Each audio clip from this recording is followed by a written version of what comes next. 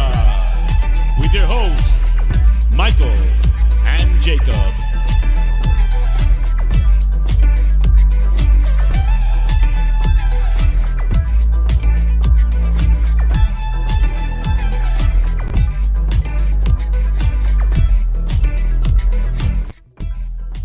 Hello, howdy. How are we doing? Probably shouldn't yell, my son's asleep. But how are we doing? I am still kind of upset, still kind of angry. But you know what? It's one of those you got to take, I suppose. City 1, Tottenham 0. 80-something minute. Late 80-something minute. I don't know if it was a head or a foot. Honestly, I'm just already trying to numb it out. But look, we lost. It's over. FA Cup run? I don't even know if you can begin to call it a run. Maybe we started jogging. We were walking. We started jogging. And then we just rolled our ankle on the first. We were like, all right, we're feeling good. First lap in the run. Already feeling good. And then you rolled your ankle on the second lap. And you know what? We were supposed to run, to my knowledge, about 8 or 9 laps. We only made it around the park once. But you know what? Bitter pill to swallow. So why not? I'm not going to say that. That's out of line. Because I was going to say it's a bitter pill to swallow. But why swallow all alone when you can swallow together the L of defeat? I said it anyway. I said I wasn't going to say it. That's quite perfunct of me. But hey, how are we doing? Look, I'm all over the place. You want to know why? Because emotionally, I don't want to accept what just happened. But realistically, we do have to accept it. We were so bad. One shot in 90 minutes of football is not enough. This is the second time we have failed to get it reminds me of Crystal Palace. If you remember at Selhurst Park when we did have one shot on target, 2 goals. One was an own goal. That was enough on the day to win. But more so upset. I don't know. Everything's making me upset. The fact that we're out the cup. The fact that we just look so damn bad. That this is really the second time.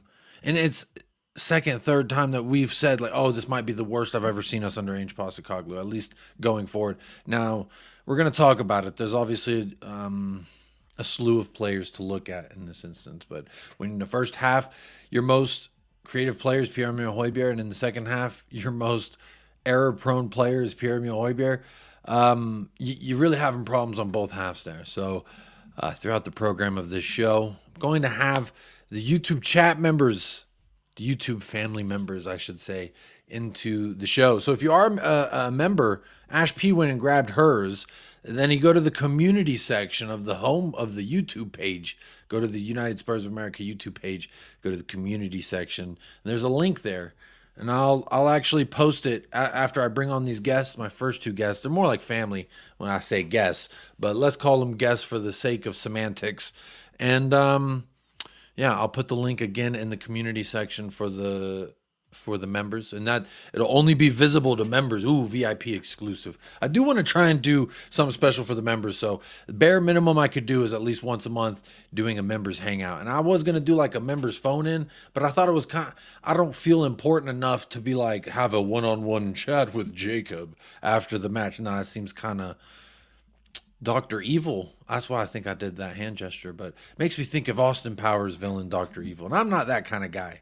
So, whether you support financially, you support anyway, you can always hit the like. It's free to do. Partake in the poll. That is also free to do.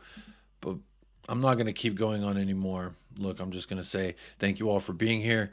And congratulations, Manchester City. You absolute frauds. I'll say that as well. You absolute pineapple eating frauds. I will also say that as well. So let me bring them out. Let's begin the hangout. No need to keep dabbling on my own. Let's bring to the stage, first and foremost, Chang. We've got Chang in the house. What's up, my friend? How you doing? I'm doing very well here in Malaysia, although I can't lie, it could have been a lot better for all of us.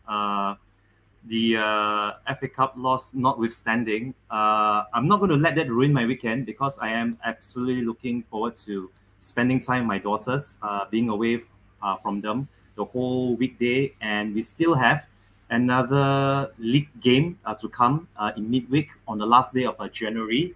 So there is still something to look forward to. But yeah, I can't wait to get into the post-match reactions with you and with some of your other guests as well. And by the way, before I let you take over, to anyone who's watching right now, for regular viewers who know that I've been giving away memberships every now and then, all I wouldn't the even say every now and then. It's all the time that I see you, Chang. Don't be humble now. You are always sprinkling the love in the chat. Don't be humble now. yeah, but yeah, I when I first took notice of your channel, I think it was back in August. I think either August or even back in July. I really had high hopes for your channel, this community that you have built here with Michael and the various Spurs fans that come from all over the globe. Whether it's Paul Hotspur Hippie from down under, whether it's Kuva, sometimes maybe even people like Bobby Kang, Dave, the Irish Hotspur, as well as Miss Ash, who was also your co-host on your first ever members call-in. So this idea, this thing that you have all going on here, bringing all these different Spurs fans from different demographics, different nationalities, different races, religions, backgrounds, everything. I thought it's only fair that I hand out memberships to them so as to entice them to come back and hopefully give them a platform to speak up on the members talk show as the one that you're currently having on right now.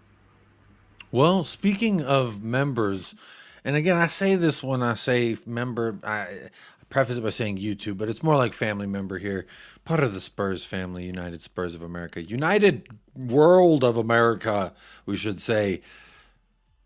One of the aforementioned names that you said there, Chang, helping us span the globe, connect the lines in between. We've got Ash, all the way from India. How you doing? What time is it? It is 4:42 in the morning, and I was planning to, get a nice victory and then go to sleep like a normal person.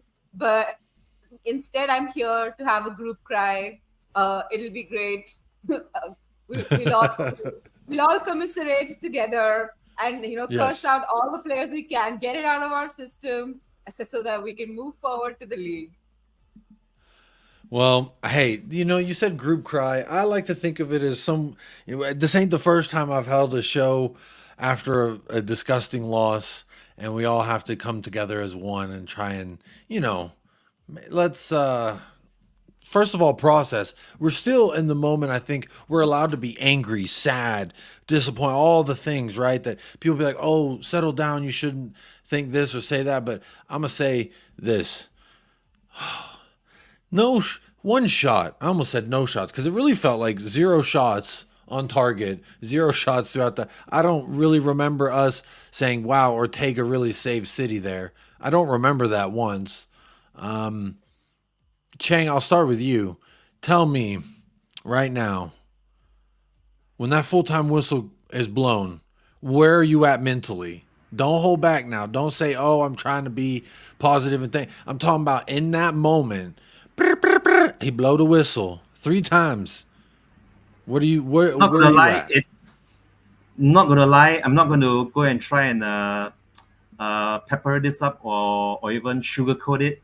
It is deflating the defeat, and I think we still have a lot of work to get done. Big Ange has a big rebuilding task on hand. I mean, as a performance that was bad. I mean, I can't say too much about the first half because I was listening to the entire first half on BBC Live 5 on the radio.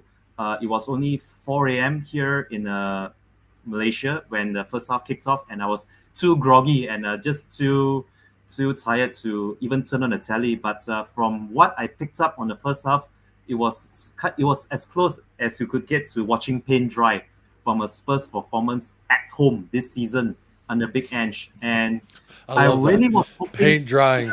No, I'm saying, hey, if you did a nice little design and it was like a cool little mosaic, so to speak, if you did something like ooh-wee, I might enjoy watching that dry more. I don't even know that it was boring, like it was drying paint. It was more like just from the first half specifically, the press of City, they were pressing us like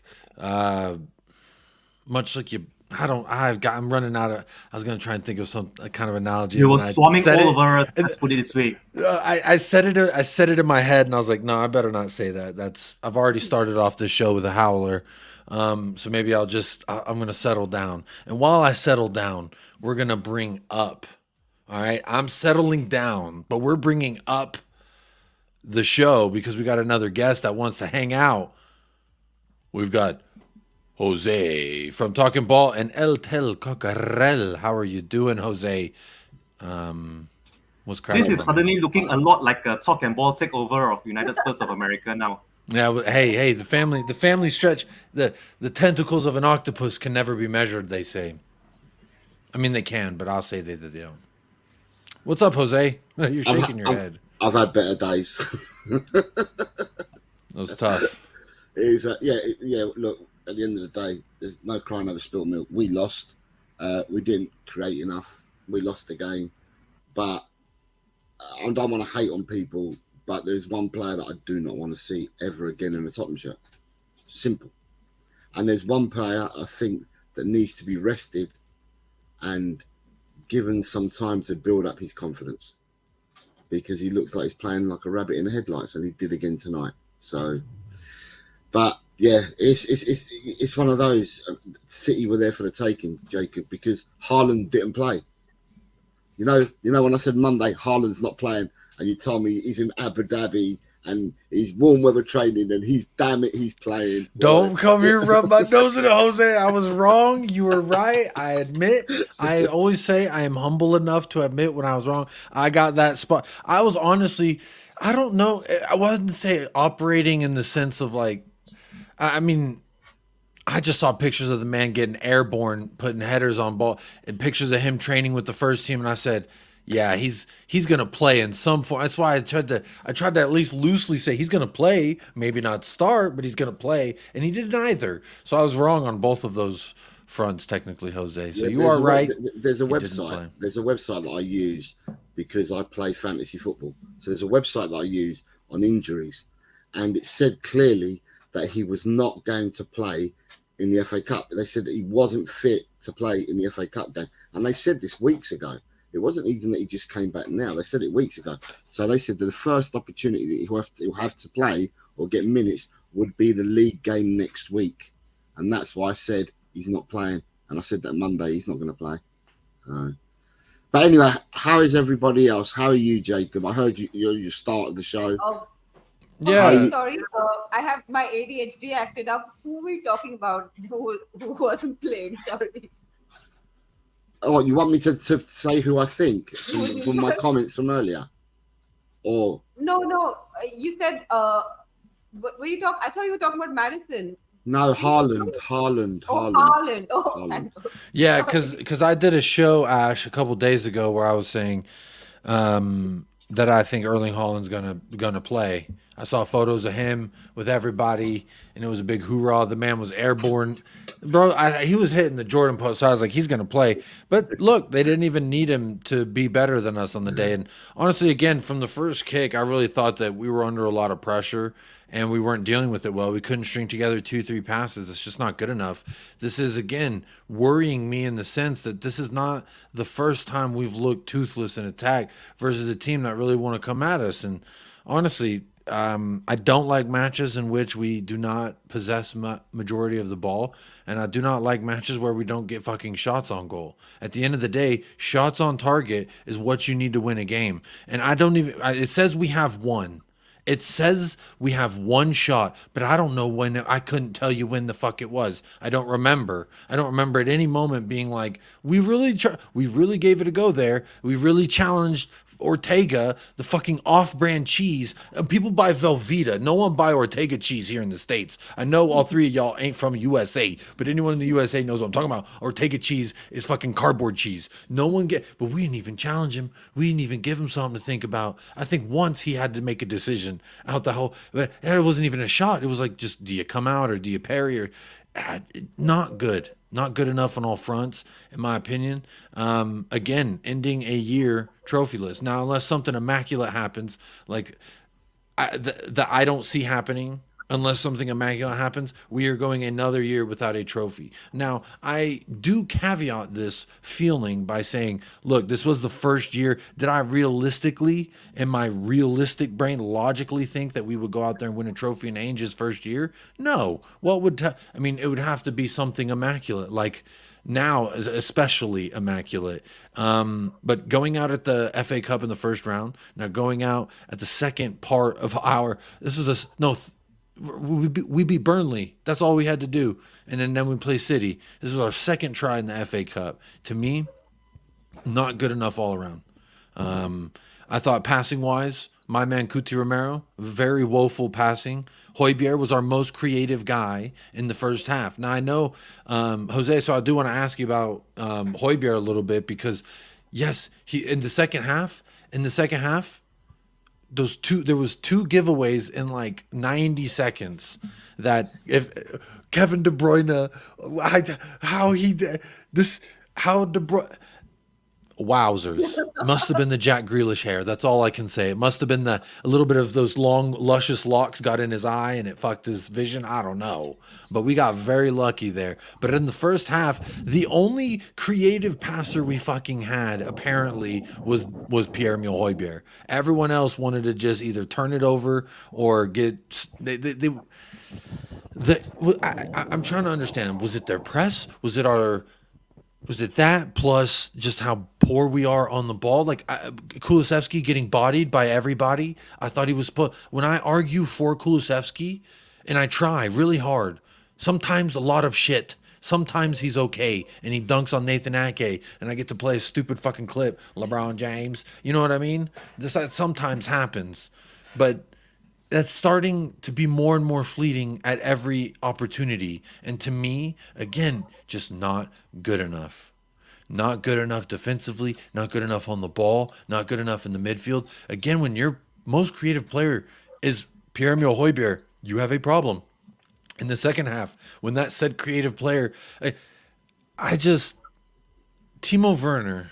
Okay, wait, I'm getting distracted. My ADHD is kicking in too now, Ash. It must be infectious because I'm really starting to remember how things transpired in that match, and it's really upsetting. But let's go with Højbjerg. Jose, I know you got something to say about Højbjerg. I saw you in the chat earlier saying something about Højbjerg. I know autocorrect kicked your ass on that one, but I want to give you the chance to tell me what did you make of Højbjerg? I mean, let me just start here. In the first half, was he our most creative player? Yes or no? No. Who was more creative than him in the first half? I don't think he was creative. I don't think there was many creative people at all in the first half, Jacob. But Højbjerg had 3 passes that was breaking the lines and that actually found a man. There was 3. I didn't see anyone else make that pass. And the amount of times that he had the ball where Werner was free on the left-hand side and mad opening, acres of space, and he never put the ball out to him. And I counted on 3 occasions. I don't hate on Højbjerg. I never have done. There's people within the community that rave about him. I've never said one way or another. Tonight, though, I was actually writing down the minutes where he'd made mistakes in the first half and in the second half. And in the second half, I ended up screwing the piece of paper up and thinking, this guy is just mad. He was misplacing passes. His passes were under hit at times as well. He was falling over. He was air-shotting in our penalty area. I just thought he was falling over a lot, wasn't he? He kept falling over, but it was the air shot for the tackles. Clearance. He was tackling in place. You know how like when you run and you fall, like in one his tackles, he was like sliding in, and he just like. Jacob, have you seen FIFA 24 tackles? Like where you know, where you like the controller's out of your hand and you're just like tackling and you're just going flying in some other direction. It looked like that. It was like the reel from my FIFA games where I sucked. That's what it was. But he was also not the only one. It was just an inability to get stuck in. Now it did look like a little bit Udogie there in the first half, slipped around a couple times.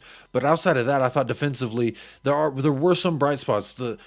they didn't find much joy down our right hand side, or their right hand side, our left, being Udogi and Van de Veen there. Van de Veen really left, right, center, everywhere. I thought Van de Veen was outstanding. Really one of the players who can leave that match with his head held high, I think. And Destiny Udogi as well. I thought that there were moments where he came in and certain moments where he was good for us, but there was moments. I want to talk about Udogi a little bit because he's getting forward in dangerous areas and no one's fucking passing him the ball. And he's not the only one making these runs, and just no one. Romero refused to put a long ball in a forward direct. He would rather loft it to the far end, and to me, we just looked like we were scared, unsure of ourselves, unconfident. As someone said it earlier, you know, we ain't played in 2 weeks. I think it was Giuseppe. Big up Giuseppe. That said, you know, we ain't played in 2 weeks and we came out flat. I think flat. Like if a soda and you drinking it and it's carbonated, you know, and you leave it out too long, that's flat. But there's still some fucking soda in there for you to enjoy. It could be flat a little bit, but this was flat with no fucking soda. There was flies swimming in our soda, our flat soda. It was real. Just big up Bobby K. I'm you know, I try and think about what are the good takeaways. Van de Veen was showing us that he's back to being at least looking as close to what he used to be before that hamstring went. So that's good news. Destiny Udogi was, I thought, very well. Them two there on the left have a nice little partnership.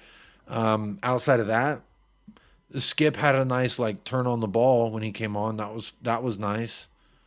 I thought Romero did. I thought Romero played all right as well, though. I thought Romero put his hands up as well. I did. I thought he put his hands up. Yeah, Porro, I think was trying. I'll tell you what it was. Honestly, it was that we lost the midfield battle.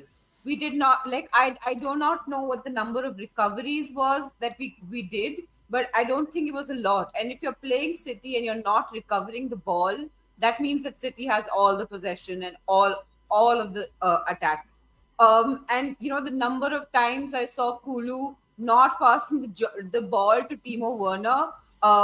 And you know where was Kulu? Kulu was everywhere. He was not where he was supposed to be. You know, we were losing the midfield battle because there was nobody to pass to. Like that's why Højbjerg was supposedly in the first half our most creative midfielder, whatever that means. Simply because there was nobody to pass the ball to. He was the only one who was passing the ball to a teammate. That's because he was a little bit behind. Everybody was just losing the ball in midfield. So we had no chance whatsoever, and that's why the attack looked toothless because they barely even got the ball. Like, no, there's no point for Timo Werner to make those runs if no one's going to pass him the ball. You know, and Brennan Johnson. I mean, the lesser said, the better. You know, honestly, not the less you say. I need the more you say, Ash. Tell me more. You don't just dance over. What's up with Brennan? What's up? What's he doing? You know what? Like with Brennan Johnson, we can all see he's not good enough. When Kulu went back to the right, as much as nobody had a good performance, including Kulu, he still looked much better on the right than Brennan did. So Brennan did not get the ball. He looked like he was being bullied off it. He was like a child playing in a man's game. So it was very, very sad to see. And, you know, I don't have a problem with the fact that we lost. I mean, yeah, I do, but not as much as how we lost. You know, the point of getting Ange in was that you try, you just go for it, you be adventurous. You know, it's not about like hanging back and defending and being conservative. The point is to make to make the runs, to take the chance. If the ball goes through, so what if you lose possession to City? You anyway don't have possession half the time. Just go for it. Like that's what irritated me the whole time because the courage was absent. Did y'all hear that, or am I tripping? Yeah, no, I heard it too. I thought I was tripping. Okay, that was. I don't know what that was. What? Look, Brennan Johnson, Chang, talk to me. I hear an echo from somebody. I don't know if that's you, Jose. I just unmuted echo. myself, so it couldn't be from my end. But Chang, talk to me about Brennan Johnson. What do you think as far as what Ash was saying there, and what did you take from his 90 minutes? From what I saw in the few minutes that I was able to watch the match live, when Madison came on, I thought he didn't really impose himself the way we thought he would. There was this replay which was playing towards the end of the match before the Højbjerg mistake, where I saw, I believe it was Timo Werner. Timo Werner, he got himself centrally, and he played a very beautiful through pass to the middle that Johnson tried to latch onto, but unfortunately Ederson came rushing up from his goal line and got to the ball first. I thought that if that ball from Timo Werner had been played slightly under hit or with less weight on it, and Johnson was able to get onto it before Ederson got to it as he was rushing up from the goal. Maybe if Johnson had done better with that, we would have been speaking a lot differently about the match right now. But listen, Brennan Johnson is still a work in progress. I'm not going to say he's an abject failure just yet, although his price tag with the British tax on it doesn't really help matters when it comes to evaluating his half-term performance with Tottenham Hotspur. I still feel he needs that father figure, that sort of like mentor to help him along. And with Son Heung-min away at the Asian Cup right now, that's not really helping matters because no one was really communicating to him. I felt when I saw the last third or the last quarter of that second half after Madison came on, we would really benefit now from another English midfielder, someone who can actively help Brennan Johnson develop his game. I know that Madison is coming back now, and hopefully Madison will be able to pick up from where he left off and help the likes of Brennan Johnson and Manuel Solomon get into the game, going down the flanks on either side. But yeah, this wasn't the game to deploy Brennan Johnson on the far right without Madison starting, put it this way. I thought Brennan Johnson was just wasteful, and the few times that he tried to impose himself, he really wasn't doing all that much with the ball. Although I did see a few drives, a few darting drives into the penalty box by Johnson, but there was absolutely no end product to it. So let's just hope that Madison coming back would elevate his game before Son Heung-min does eventually return. And until such time, if today's performance is anything to go by, I really would think twice about starting Brennan Johnson on the 31st of January in our final league game of the month of January. Back to you, Mr. Jacob, sorry, I know Jose and you haven't spoken about it, but like I do need to add to the Johnson thing because I'm seeing a lot of things in the chat saying we should have patience with Johnson. Patience is putting the kid in training, making him train with the first team, and then him earning his place. Patience is not starting that person every game for 90 minutes. That's not what patience is. Patience is every player on that first team earns their place, but they all do training together and they're all treated equally in training. So I'm sorry, the idea that you should keep playing the player and starting the player as showing patience is the wrong way to view patience or showing confidence in the player. Yeah, Because if that's an other players lose confidence, if like Brian Hill and Johnson, I don't really see a difference right now. And what message does it send to Brian Hill that he can play that level and Johnson can play the same level, but you'd start Johnson every game and Brian Hill doesn't even come off the bench? So I'm sorry, it's the wrong message to send to a team when you play someone when they're not contributing. That's an interesting topic that I will love to get this next guest view on, as well as the match. And what a lovely guest it is. When I see this man's face, definitely brings a smile to everyone's face. And probably a time in which we so require some slight happiness. My northern neighbor, my family member, brother from another mother, some may say, so nice they tripled him. We've got Bobby K in the house. How you doing? Oh, you made a brown man go red there, man. You trying to make me blush? It worked. It worked. Hey, I haven't had you on, haven't had the luxury of having you on the channel in quite some time. I needed to butter been up the hiding all pan week, before buddy. I put you on. Well done, buddy. Well done. I'm sizzling now. Thank you for that. Good evening. Hey, Ash. Hey, Jose Chang. How are you guys? How's everybody? Hi, Mr. Bobby Kang. Nice to be Hi, able to Bobby. share the screen Good with to see you you. once again. Good to see you. Always a pleasure, Chang. Always a pleasure, man. Every time I see you, it's embarrassing for me because I'm like, man, this guy's level of intelligence shows how little I know. So, but I do know I got to watch this game today. You're so kind. You're far too kind. What's that? You are far too kind and generous with your appraisal of me. I'm just trying to make my way in this YouTube community, whether it's on United Spurs of America, Spursvation TV, or even Talk and Ball. If anything, you are the legend here with Ash, Jacob, and Senor Garcia.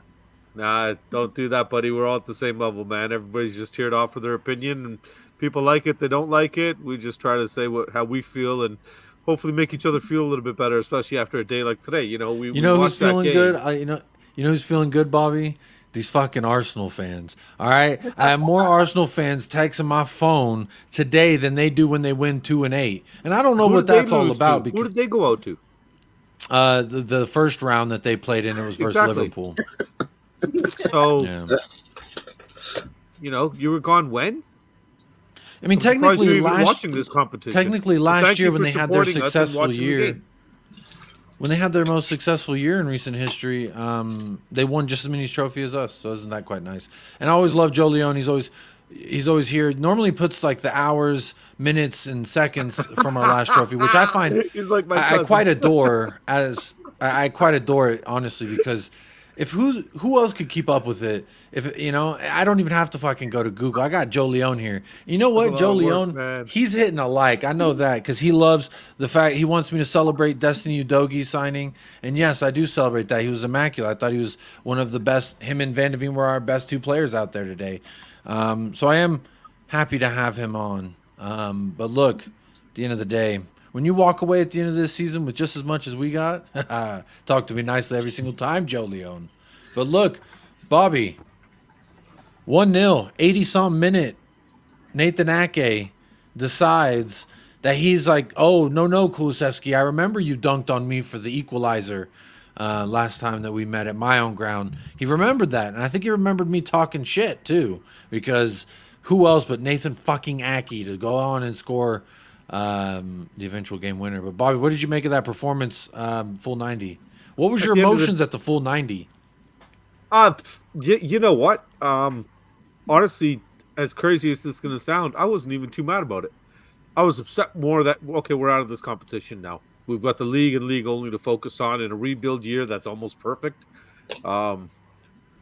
Considering we're missing players, we've had this horrible luck with injuries. Our medical staff doesn't seem to have the ability to put people back on the field. Their estimations in terms of when people are out has been ridiculous. Like, we got lucky with a few. Van de Ven came back early there for us. Romero came back early for us. So that was a bonus. But I wonder if that was also a push out of necessity. But that being said, I'm going to try to look at the positives of it. And we gave them a game. You know, they executed their game plan a little bit better than us. At the end of the day, if you look at, if you want to do the stats guy, and we had 2 shots or something like that to their 15 or 18, whatever it is. They got Chris. And but how many of them were really quality ones that made us go, oh my God, thank God Vicario got that? One, I think, that I can recall. Right, the second one was shot right at him, kind of thing. But also lucky in the 4th minute to have that VAR goal disallowed by inches.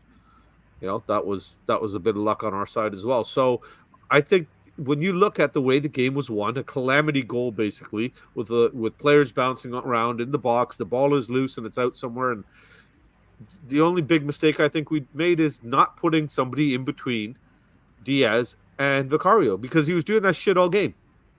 He was doing it all game. Why are we still right at the last minute of the game, when we know they're going to push all their big men forward, not protecting our goalie and not giving him a chance to be able to play the ball and get out, at least get to it some form? But you see the way Van de Ven is, he gets turned around the wrong way because he's looking at the ball, not at Ake. Had he maybe turned and played Ake instead of the ball, maybe then it's a penalty. Maybe the ball. Maybe it doesn't really matter. It went in. At the end of the day, Well, here's the thing. We didn't get played off the pitch. I do want to say this. I agree. In the first half we were getting looked like they were about to play us off the pitch if they were clinical. But look, there's two more guests that I want to bring on. But before I do that, I do want to preface all this. And this is a great. This is the next thing I do want to discuss, which is the foul, no foul call on Vicario there for the game winner. For me, I said this on the Football Terrace when I joined that show that foul or no foul, that had been happening on every single corner the entire match. So if it wasn't a foul the first fucking 9 times or how many ever corners they had, it wasn't a foul the final one, just because that's the one where they actually got it to go. To me, that doesn't change the fact that if the ref's not calling that, Vicario has to be stronger in that moment. He has to take it upon himself to say, this fucking guy has been pushing me every single time and you got to push back. Like, if the ref is allowing it to happen, you have to then match that same fucking. I played goalkeeper, and if the ref allowed that kind of on set pieces, guess what? I'm fucking giving you some. I'm giving you a little salt and sugar, or I'm saying, hey, someone come get this fucking guy, wedge him off me. You know what I'm saying? Like that is on the goalkeeper in that moment. So that is my opinion on that. I do want to go round robin and get everyone's opinion on if it was a foul where they kind of view it. But let me bring them on. I have Ben Kaufman. What a lovely surprise to see you back on the channel. And then we also have hello Ben. How are you? Hello. You okay? Yeah, that sucked, didn't it?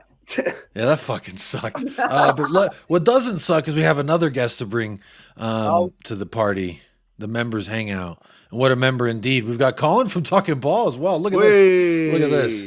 Hey, what is up? It is Talking Ball City in here right now, man. I know it's a Talking Ball takeover actually. It definitely looks like a Talking Ball takeover. It's all four What's of up, them. everybody? Who's missing? It's good to see all you lovely people. The one that sent you messages on WhatsApp a half hour ago. This one's saying good night to everyone.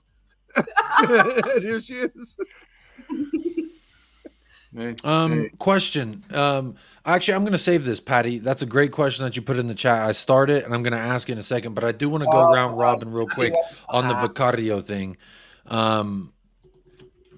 Okay, while you go get that, let me go ahead and I'll throw it to Jose first because I ain't heard Jose in a minute. So, Jose, Vicario, is that a foul? Was it a foul? How do you feel about it? Again, you heard what I said.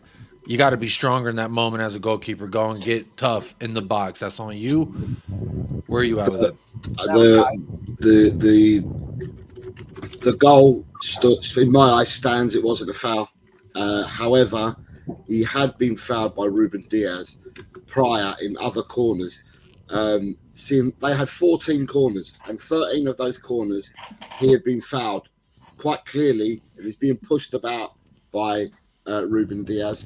But on the one where the goal counted, I don't believe it was a foul. And yes, I agree with you, Jacob. Chan plays as a goalkeeper anyway, so Chan might be in a better position to say it than me. But I agree with you.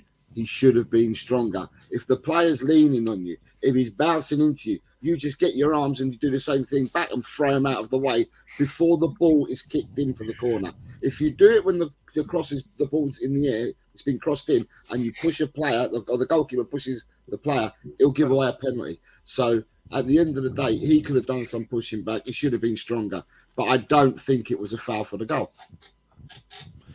All right, there you go. I agree with you. Chang, goalkeeper, hey, union members stand up. Foul, yes or no, and then we'll throw it to Ash. We'll just go around the panel here. It wasn't a foul simply because if you look at how Vicario was charging out, let's just put it this way, he could have got more purchase. He could have gotten more strength behind the clearance, but it fell very tamely to Nathan Ake. It wasn't a foul to even begin with, and I don't know what he was complaining about. He should have imposed himself a lot more in his own penalty box. And at that late stage of the game, I'm also questioning, it's not just Vicario's own slight mistake, it's our defenders or our players. Where's the protection for Vicario if you've had City players surrounding him almost like swarming him, leading up to the crosses into the box from set pieces. And for that one fatal moment, that one mistake by him, and no one was quicker to the ball than Nathan Ake.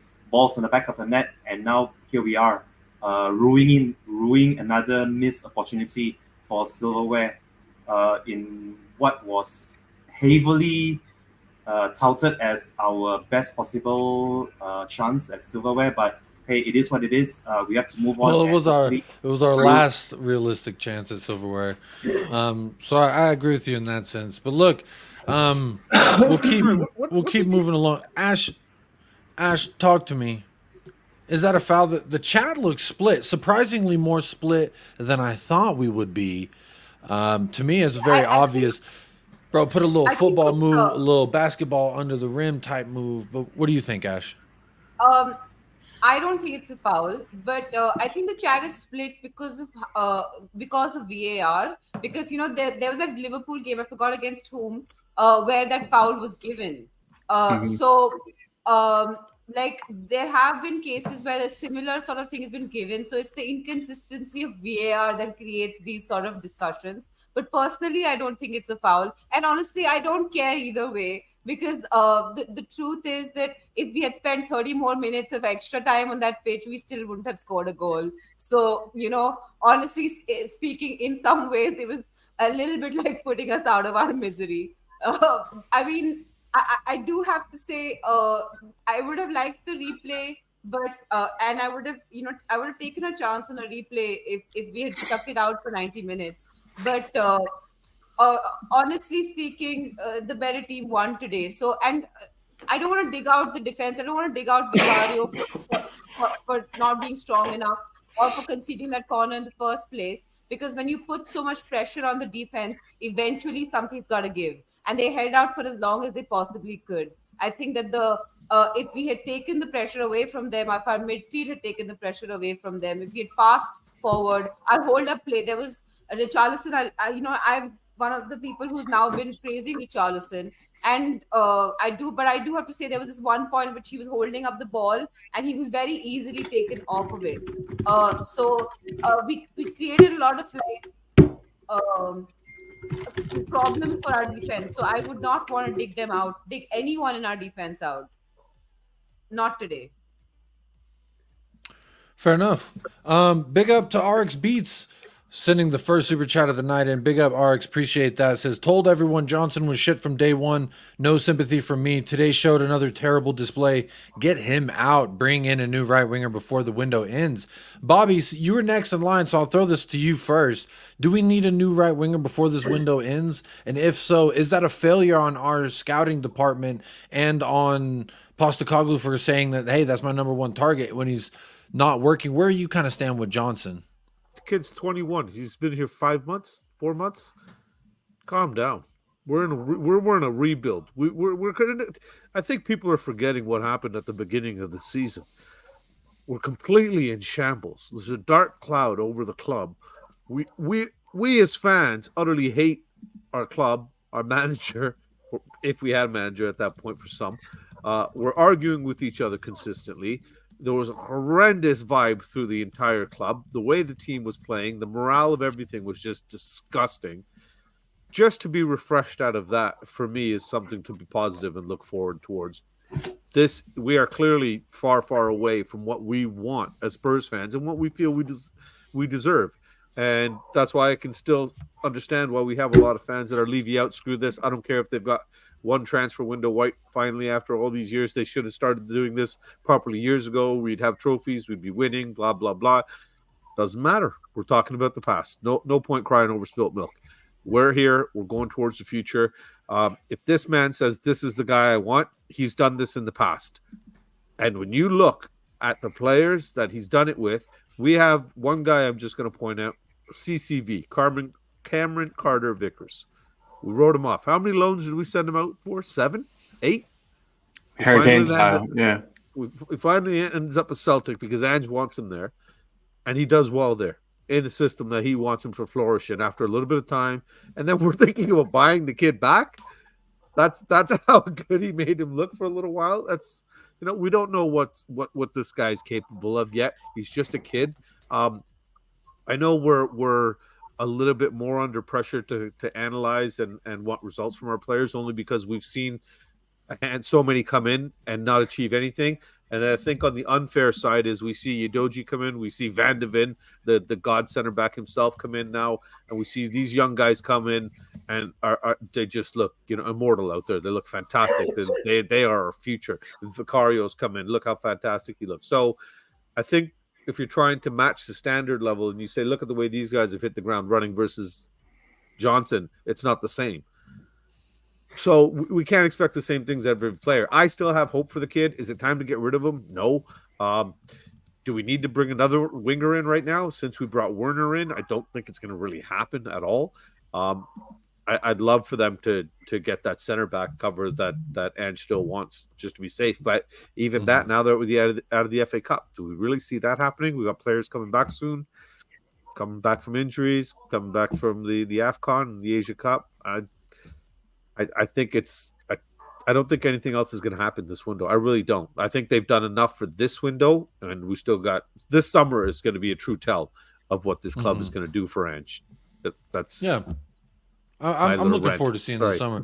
Real quick, just a little housekeeping. There is over 100 people across all three platforms. So first of all, big up everyone. Happy Friday to every single one. Whether you're relishing in the tears of Tottenham tonight, that's okay. Enjoy yourself. Make sure you're hitting a like. That's free, absolutely free. But big up RX Beat for doing what is not free, going above and beyond. So big up RX Beats, appreciate that. And then send another super chat, says, don't care. We need better. It's called ambition. And that's in regards to the Brennan Johnson discussion. But I want to throw this around. Also, before I keep going, big up Donovan. Hello, Donovan. Hello. How you doing? Hey, guys. How's it going? What's up, Good to bro? see you. Good to see you back on the channel. Let me. I'm going to pull this super chat back up because I still want to talk. You wanted us to talk about this RXB, so I want to throw this to Ben, and then I'll go to Colin and Donovan. Brennan Johnson. Shall we have more patience, or do we need to have something called ambition when it comes to getting a competent winger in this squad? I mean, Ash summed it up earlier. You have patience with someone that looks like they're a talent and they're looking to start performing. I said today whilst I was at the stadium, Brennan Johnson is the slowest fast person I've ever seen, because he's supposedly the second fastest player in the Premier League, and not once does he use his pace at all. I said it in the chat earlier before I jumped on. Ollie Skip took on more fullbacks in 5 minutes than Brennan Johnson took on the entire game. That's not acceptable for a winger. He should be getting the ball and going. Remember, Guardiola was a centre-back. He's not a left-back. He's a centre-back. He should be putting the ball past him and burning him for pace with the pace he has. Because, again, second fastest player in the Premier League. Timo Werner showing pace. Yes, it didn't come off. And that comes down to the midfield not passing the ball to him. He's got to use his pace. You've got to use what you got. You've got to shake what your mama gave you. Yeah, Ben, I'm sorry. They had those channels cut off, man. There was no way to play that ball up. Werner, how many times did Werner make the runs? And he was exactly. And Kulu turns around and plays back. Our midfield, they just didn't play it up properly. Sorry, buddy. I refuse to accept that for this kid, man. Brennan Johnson, I'm just waiting for my turn. I'm just gonna. And I was just gonna say, people forget Sonny's first season here. Sonny's first season here wasn't great. He wanted to leave. Sonny looked kind of shitty his first season, and now look at the guy. Ben, I cut you off there. Go on, man. When Brennan Johnson has got the ball and the only person in front of him is Guardiola, he can't complain that no one's passing the ball to him because he's got the ball at his feet. He just needs to go past someone that he's faster than. If he's not confident enough to use what he's got, again, shake what your mama gave you. Use your pace. The only attribute that Brennan Johnson has is his pace, and he's not using it. Yeah, Ben, Donovan, what do you think about that? Do you think if he does that, how many games does he play? Hold, accelerate, and just run past your man, like Bobby alluded to. Like, this is the best team the planet has ever seen play the game. I mean, you can only play the best manager. Real quick, Ben. I can't hear Donovan as well. Ollie's Just hang on, Ben. Just hang on. Let me hear Donovan real quick. Let's look back to the Champions League final during COVID. Okay, let's look at Kylian Mbappe. Not once did he get behind that Bayern Munich line. And he's the fastest player in the last 10 years the game has seen. Alaba had him on lock because all it takes is to take 3 steps to the left, 3 steps to the right, and boom, you're out of the game. He doesn't take on anyone though, Donovan. He doesn't take on anyone. He got him behind 2 or 3 times. And the way that we've played, Ben, listen, the way that we have played, man. By the way, I love your hat. Like, that is awesome. I didn't even recognize it. I thought you were a Texas fan. Best hat, yeah. I'm gonna have to put my beanie back on. I feel wimpy with my hat on. But no, Colin did, or go ahead, Donovan.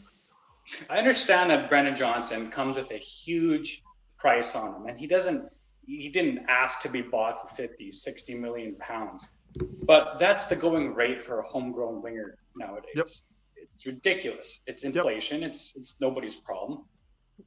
Was he good English enough tax, Donovan. English tax. Why do we have to buy? Was he good enough today? Maybe not. But you have to look at the scenario. Like, he's not going to be starting if Son's there. He's not going to be starting if Solomon's there, right? He did the best he could in this scenario where, Gvardiol, World Cup appearance, 3rd best nation in the world. Guy we wanted. You've got to use. What if we gave up on Gareth Bale that easy? What if we gave up on Harry Kane that easy? What if we gave up on Gareth Bale that easy? He was absolutely shit for the first year and a half. RX Beat here says in Super Chat, big up RX for all the donations so far. It says, stop comparing his first season to actual stars in regards to Brendan Johnson. I know, and I want Colin to come in and rebuttal this point because he just did that, compared him to Son in his first season. Bale, I believe the numbers were something similar. So, Colin, I want to give you a chance to come in. Let me also make sure I read. I don't want this Super Chat to get lost. There was another one from RX Beat as well. Says, Kulu was also terrible. Jatalone for right winger at least, bare minimum. Kulu. He was better when he went out on the right because what he did was what a winger does. You take on your fullback. That's your only job as a winger. Take on your fullback and cross it. That's his only job. And he didn't. Don't play it forward and keep playing it back. Oh God. Colin, let me get your take here on the Brendan Johnson. I want to go back to Brendan Johnson a little bit before we will get back to Kulu. I do want to talk on him as well and get everyone's thoughts there. But let's keep it on Brendan Johnson for a moment. Colin, you were comparing him to Son. RX Beats in a super chat saying stop comparing him in his first season. Is there any other reasons that you can see in Brendan Johnson's game why maybe he is worth sticking by regardless of comparing? Because, some may say, the game has changed, et cetera, et cetera. I don't know. I said about 4 days ago that I'm willing to give Johnson another till next season until I say whether I think he's dog shit or not. He's not been good, and he wasn't good today. He was pretty awful today. But what have you seen from him? What do you have a rebuttal here for RXB? I guess my main rebuttal is today is not a good litmus test for anything. They had us pen back the entire. They had us pen back the entire match. We couldn't hardly get out of our own half. You know what I mean? It's not a good litmus test for any of the attacking players because they all looked terrible, man. But yeah, I remember being so frustrated with Sonny whenever he first came, literally just completely frustrated. I did a segment on my show one time where I kind of compared his first season to Brendan Johnson's season that he had at Forest last year.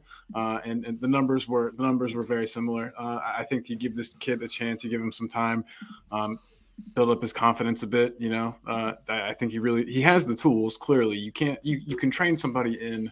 There's a really smart person in your chat named Gina, I believe her name is. I was speaking with her in the chat too. She has some really intelligent comments in there. So Gina, big up to you.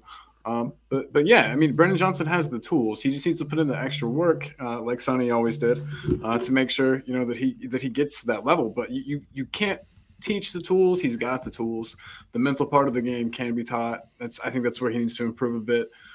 So absolutely no reason why he can't. I know that we've had other players with the tools, Clinton Ng and all those other fast, small guys. But Brendan Johnson, I don't know. It's mainly just his last season that has me at least a little bit excited for him. He did okay in the Premier League. I just think this is an adjustment period. It's a hell of a step up. It takes some time. I just don't see it. Colin. Because when you see nothing seriously, Ben, at all in this kid, nothing at all. No, really. He doesn't do. When you've got tough times and you're struggling. What do you do? I'm surprised because normally we agree on 99% of the shit. I've got mad faith for this kid. I really do. There's something about him I like. When you're struggling, what do? You keep it simple. Sorry, guys. I got to run to work. I'm so sorry. Bork's calling me again. See you, Colin. Hey, it was really good to chat for a second. Brennan Johnson is not shit. Brennan Johnson rules. Bye. Well, that's a bit far. But bye, Colin. Ash. When you are struggling, you keep it simple. You do the basics of what your game is. Brennan Johnson is a fast winger. That is his attribute. He's fast. Get the ball, take on your fullback, put him facing his goal, and put a ball across. He doesn't do that. I agree. I'm not disagreeing with that. But Werner's the exact same thing on the opposite side of the pitch today. Exactly. Neither of them did it. Neither of them got the ball. We didn't have this. Everybody was shit. Ben, everybody was shit. We had one shot on that. Yeah, that says it all. Their game plan was executed perfectly to shut us down. They did it. Werner has done more as a winger in 2 games than Johnson has done in the last 5. Ash, I want to know where you kind of fall in on here. I see you with your hand up a few times. So I do want to make sure I give you... I know you have a little bit of a delay, so I want to at least give you a chance here. Where are you at? So the way I see it, I don't want to dig out Johnson. I don't, because you have to give a player at least a season. But like I said earlier, I don't want to see him start. Let him prove his place in the team. Let him go for training every day, and then play 10 minutes, then 15 minutes, then 20 minutes, and then cement his place like all players do, all young players do. I will quickly add that, Spurs, watching them this season, it just makes me happy. It fills me with joy. I was not upset when we lost against Aston Villa. I was not upset when we lost to Chelsea. I was a little upset, but I loved the way we played those games because we played with a lot of courage. And, that is what was missing in this game, like that heart. That's what I watch Spurs games for, because all of us, all of us, the only reason we find joy in play, there's not a lot of difference in points between what Conte was doing and what Ange is doing in terms of the table. It's about the joy we feel when we watch Spurs, right? So that's what we want. And that courage I felt was the defense had it, but the midfield and the offense did not have that. And that, I think, was what made us lose the game today. No, but that's what I'm saying, Ash. It's just they had us completely out of sync. We were unable to play our game. They knew the way we wanted to play, the way Ange wanted to set up, and the way he wanted to go ahead with this game, and we were unable to execute it. They executed their game plan better. How many times did we see Werner up the wing? I lost my mind screaming at the TV, pass the ball, pass the ball, pass the ball. Right? So equally, if the ball was on the other side of the field, if the ball equally was on the other side of the field, we see Johnson making those runs and it's not played. How can we determine how they were done with the ball if they're not getting the ball up there?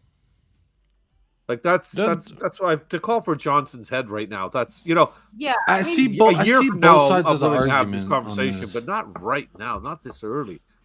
I want to bring Jose and Chang in on this real quick. I'm going to read this super chat. Says from RXB again. Appreciate the generosity and the donations. My friend says we are the richest club in London. That has been confirmed per reports this week. I know Sean Butler of Spurs talk shows frothing at the mouth at this, but says time to spend on better. No excuses for Daniel Levy. Johnson has been shit against bad teams. At least Werner made good runs. He made some really good runs today. He made really good runs. Yep. He made about 5 or 6 really good runs, and not a single pass came to him. Yep, madly. So frustrating. Jose, I want to know where you're at with Brennan Johnson. I don't think I've had your opinion on him as well.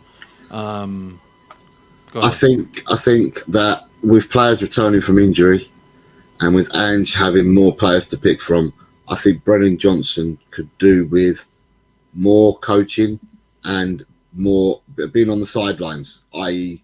coming on as an impact sub for the next few games, and other people playing that position for now until he learns what he needs to do. He can be coached. We've seen other players improve under Ange's coaching. He can be coached, but at the moment he looks, and I don't know why. I don't know if it's the magnitude of the club that he's gone to now, because he's a Premiership footballer. He's played in the Premiership for a couple of seasons with Forest, but he seems to be like a rabbit in the headlights. I mean, watching him tonight, he didn't take on players. He wasn't even coming back defending. And I know Ange doesn't want his wingers defending, but I did see Werner come back to defend. I think he can be taught. He just doesn't look the player at the moment. And I would say more coaching with him, and maybe come off the subs bench, become an impact sub, grow in confidence, and then he'll get a run in the team. Look, Ange wanted him, and if Ange wants him, that's good enough for me. Let's just give him time. He's not doing it at the moment, but give him time. Fair enough. In a perfect world, there, like you would have Kulusevski on the wing, and then you'd have Madison in the 10, and then you'd have Kulusevski come back and do the heavy work, because we know he can be a two-way player. Like I don't think we can all agree on the fact that like he's needs to be polished. He needs to be worked at, but he's got so much attributes and tools in his locker, like Jacob said. We can't be writing this guy off already. It's not even halfway through a season. We're just over halfway, and he's Ange's marquee signing that he wanted. Go back to what Bobby said. Yeah, you have these amazing wingers that have the pace to exploit the back line, but if you're not giving the ball to them in a position where they can pick the ball up and attack, and their first mind is attack, not some loop 10-foot, 20-foot ball that's going to come bobbling in, and by the time they can take it under control, they got like two guys marking them. It's all it comes down to is that City's system is that much better coached, and the fact that they've been together for the last 3 or 4 seasons, and just had maybe 3 or 4 months with these guys. And to echo what your friend Colin there said, this isn't a litmus test game. We all knew it was going to be balls to That's a good point. Yeah, that's a great point. Yeah. You can say that it's not a litmus test game, but can you tell me one game that Johnson's played this year that he's that looks a really decent player? That Chelsea, the beginning of the Chelsea game, man, he had that whole left side on. You just asked me to name a game. And you asked for a game. One game out of 19. You just asked me to name a game, and I did. Ask me another one. I'll give you another example. Was it Liverpool? But he came on, he scored right away, and he was offside? Who's that? Yeah. His debut in a lily white shirt, he came on, got a goal, and he was offside. That was Sheffield, wasn't it? That was Sheffield. I'm pretty sure that was Sheffield. Was Sheffield? Yeah, okay. In the perfect world, you don't buy Johnson. With the richest for the biggest flop we've had, he's already on 4 assists and a goal in the Premier League. I mean, come on. But Ben, for that argument, then if we're going to do the whole richest club thing, then we go back to this board is not right for us.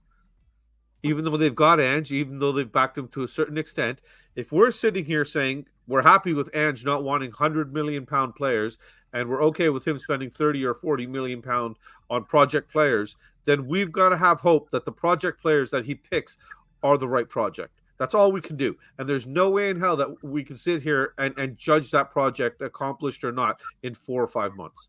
I think that's absurd. I think that's absolutely insane. I agree there should be results and a change. But considering everything's still consistently changing, the midfielders are changing right now, the injuries, again, people missing and everything. When everybody's back and we're playing at full tilt and this kid is still doing shit, I'll be the first one to say, Ben, you're right. I'll shut my mouth. I'll stop being a deluded, optimistic nutbag that I am. 54 million, but I know he doesn't choose his price tag, and that's not down to him. That's not down to him. But for that money, with the money we're going to have to spend on another winger because he's not good enough, we could buy bloody Eze, and that's a winger. That's a winger. Low centre of gravity, pace. Tracks back. That's one of the things I hate about Brennan Johnson as well. He doesn't track back at all. And he's protecting Pedro Porro, who's not good defensively. So we're actually doubling. Can I ask you something? He doesn't track back at all, which is why I like Kulusevski out on that right-hand side, because he actually tracks back and protects his fullback. which means Porro is even more exposed against Doku and against Guardiola because he doesn't track back at all. No, not Doku, and who was playing left back from no, it was Guardiola. Doku and it was Who Guardiola. saved us the equalizer at the Etihad last time we played City? Who beat their man, took on their man, and crossed the ball in for Kulusevski to head it in to save us the point at the Etihad? It was Brendan Johnson. He took his. Nice timing. For that money, I wasn't trying to cut you off. I was accentuating your point there, Donovan. Apologies. All good. I'm just saying that he's a kid.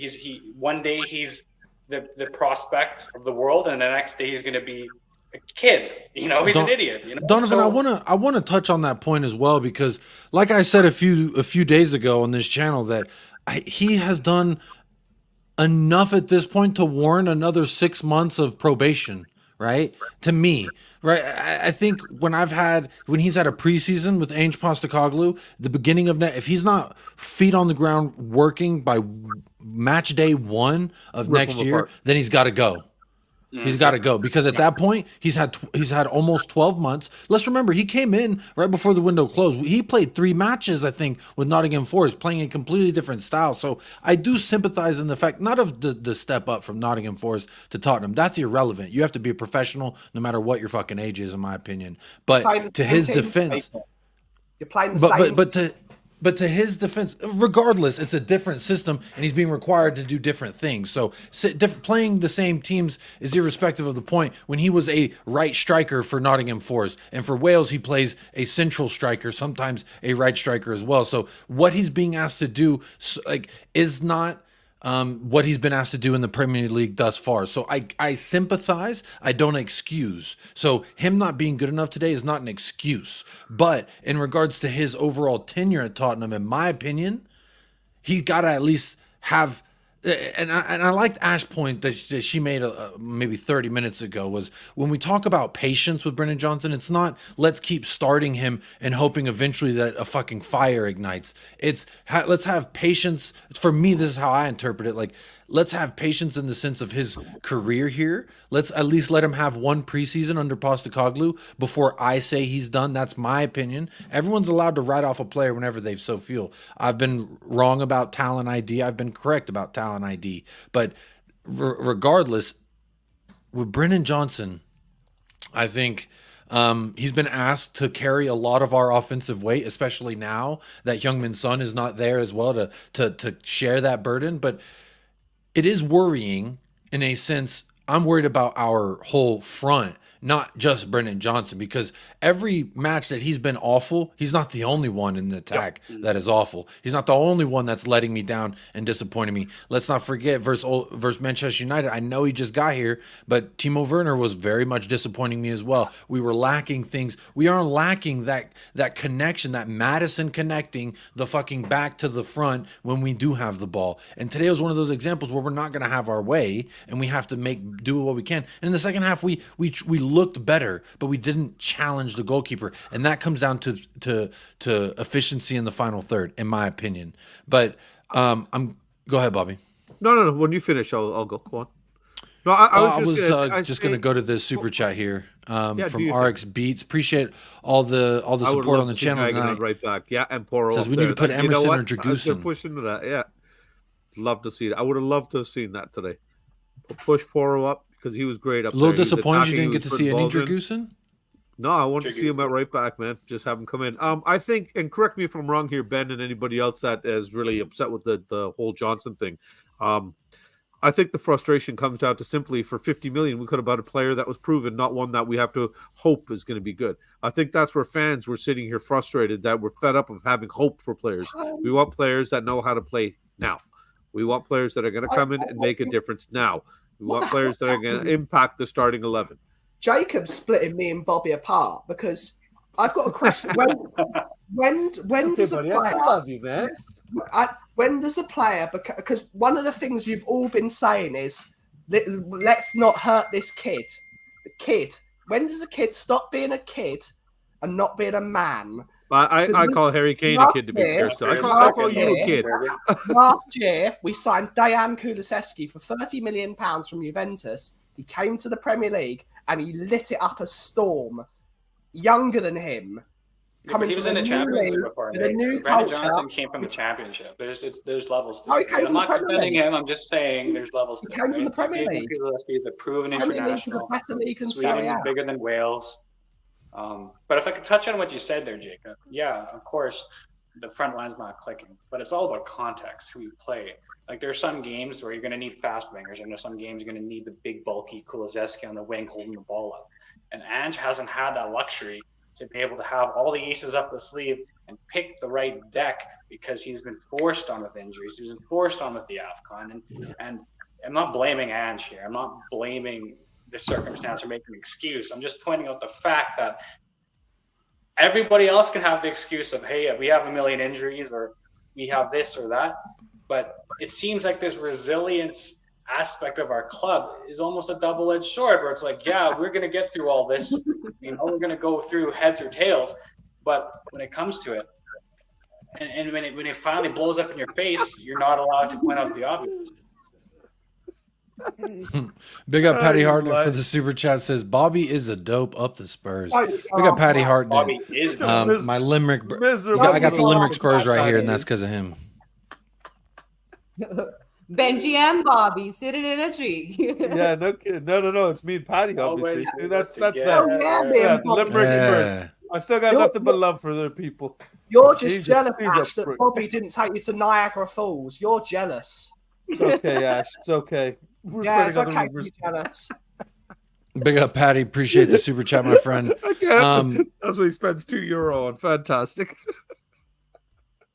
You could have just messaged me that for free.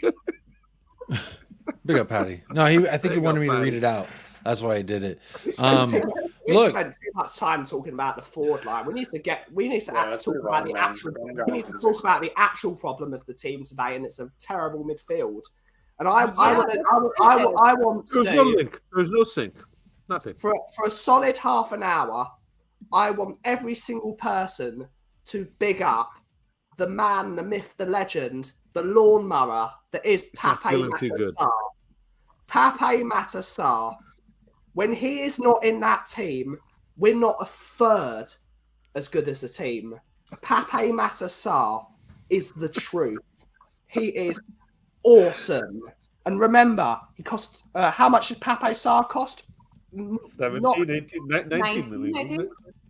15 million, maybe? 15? Maybe? Not a lot of money. Pape Matar is awesome. And that guy, since we have not had him in the team, we look ordinary. Beyond ordinary. Terrible even. You replace him with players like, I think Jose was alluding to that he never wants to see Højbjerg in a Spurs shirt again. He actually didn't have one of his more offensive games today. Defensively, he was okay, but the moment he gets the ball, he is Stuart Nethercott. He is dreadful. Like that was that moment when he's trying to clear the ball and he did basically a dummy. Pape Matar, every single person in the chat. Yeah, we miss Pape Matar for sure. We miss Pape, the Pappy, as Jacob should call him. He calls everyone else Pappy. I call him I Papi Chulo Matisar. That's what I call him. Right. RX Beats with his final super chat of the evening. Thank you so much. This episode has been brought to you by RX Beats. RX Beats in the game. Says there are U.S. soldiers 17 years old who are men earning P's. Stop acting like he's some innocent 5-year-old. Last super chat. Proven signings needed. Last super chat from him. So I am gonna honor what he. This last point is something I think that is a good talking point as well. And I'll go ahead and I'll throw it and we'll go around real quick.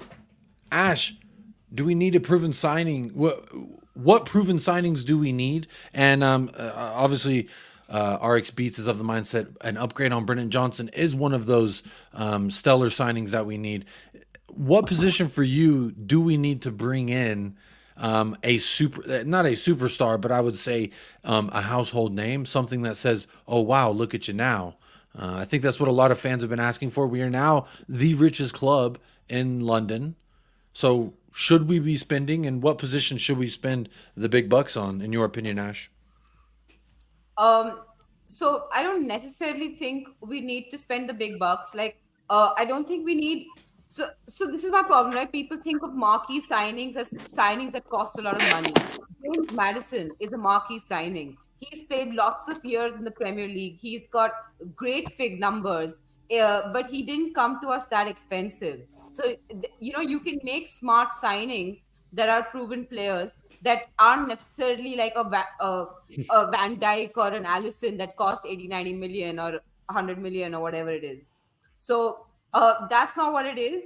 But I would say that I think we could do with like a world class goal scorer. I'm not saying it has to be a striker, but just somebody who can put, like, when we're having a terrible day, just put the ball at the back of the net somehow.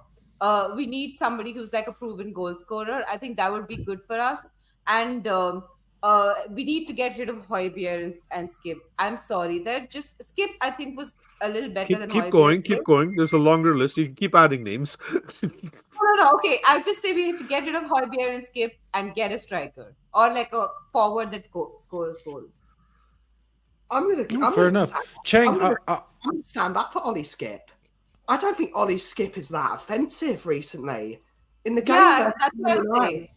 That benefit of doubt too. Actually offers something for this team. He's not the greatest.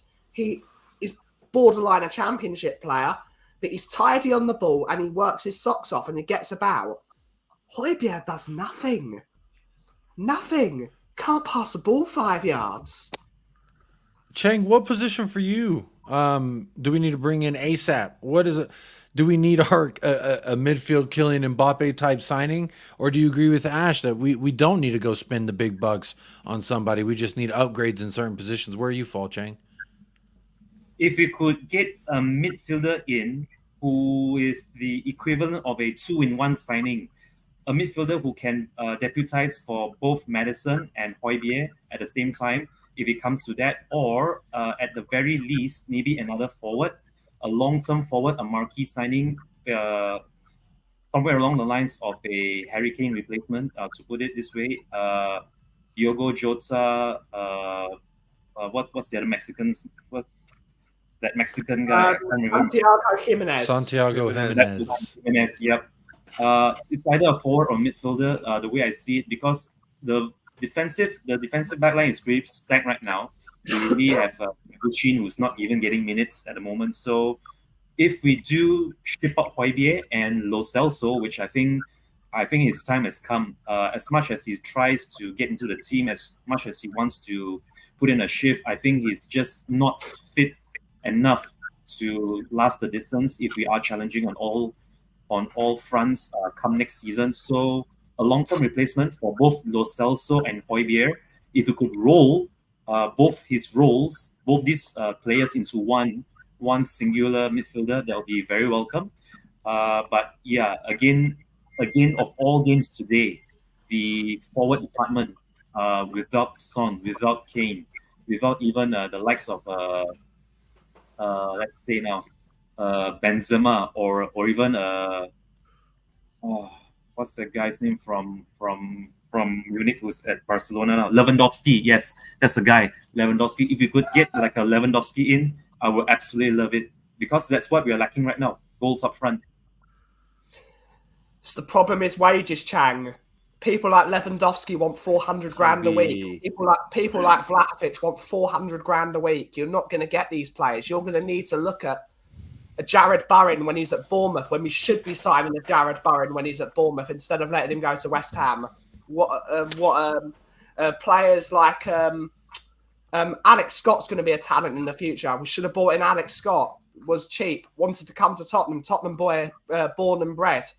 I think Mitoma. Well, I feel like we could do we should have done this, we should have done that all day.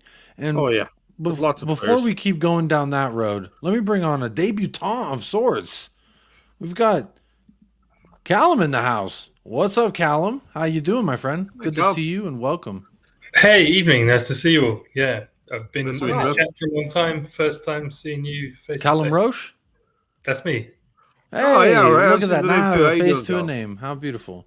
What's going on, man? What's on your mind?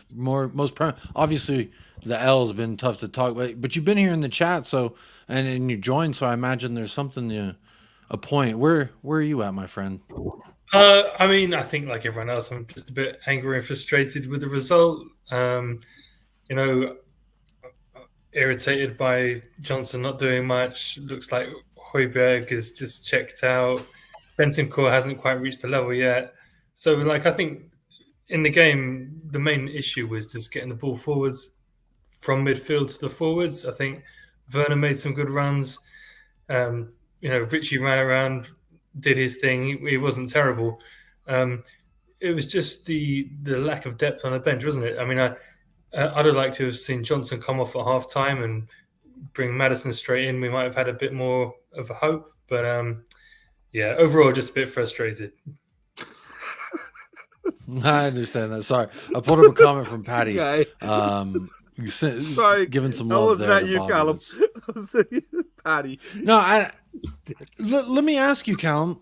We've talked about a few things, but I want to know where you're at with Brennan Johnson. I think I've gotten the vibe from most of the panel that, you know, I think Ben may be the only one who's like, he's done, we're done. I was just giving a quick glance on Twitter. He's not alone in that stance. There's a large amount of people who believe that there is just not enough there in Brennan Johnson that we've seen. Where are you at? Is he done as a footballer? Are you going to give him some more time? And I wouldn't say he's done, but I'm you know, veering to what Ben's been saying. You know, he's shown up once or twice. Yeah, there's been those couple of assists, but overall, like, his game is just not good enough. Like, he can't beat his man. He's a winger, and he can't beat his man. That's a problem. The only thing he's got going for it, everyone's talking about, oh, he's got the tools, but like the only tool I can see that he's got is he's fast. And he's only fast when he's not got the ball. When he's got the ball, he can't dribble with it fast. So he can't beat someone and go past them.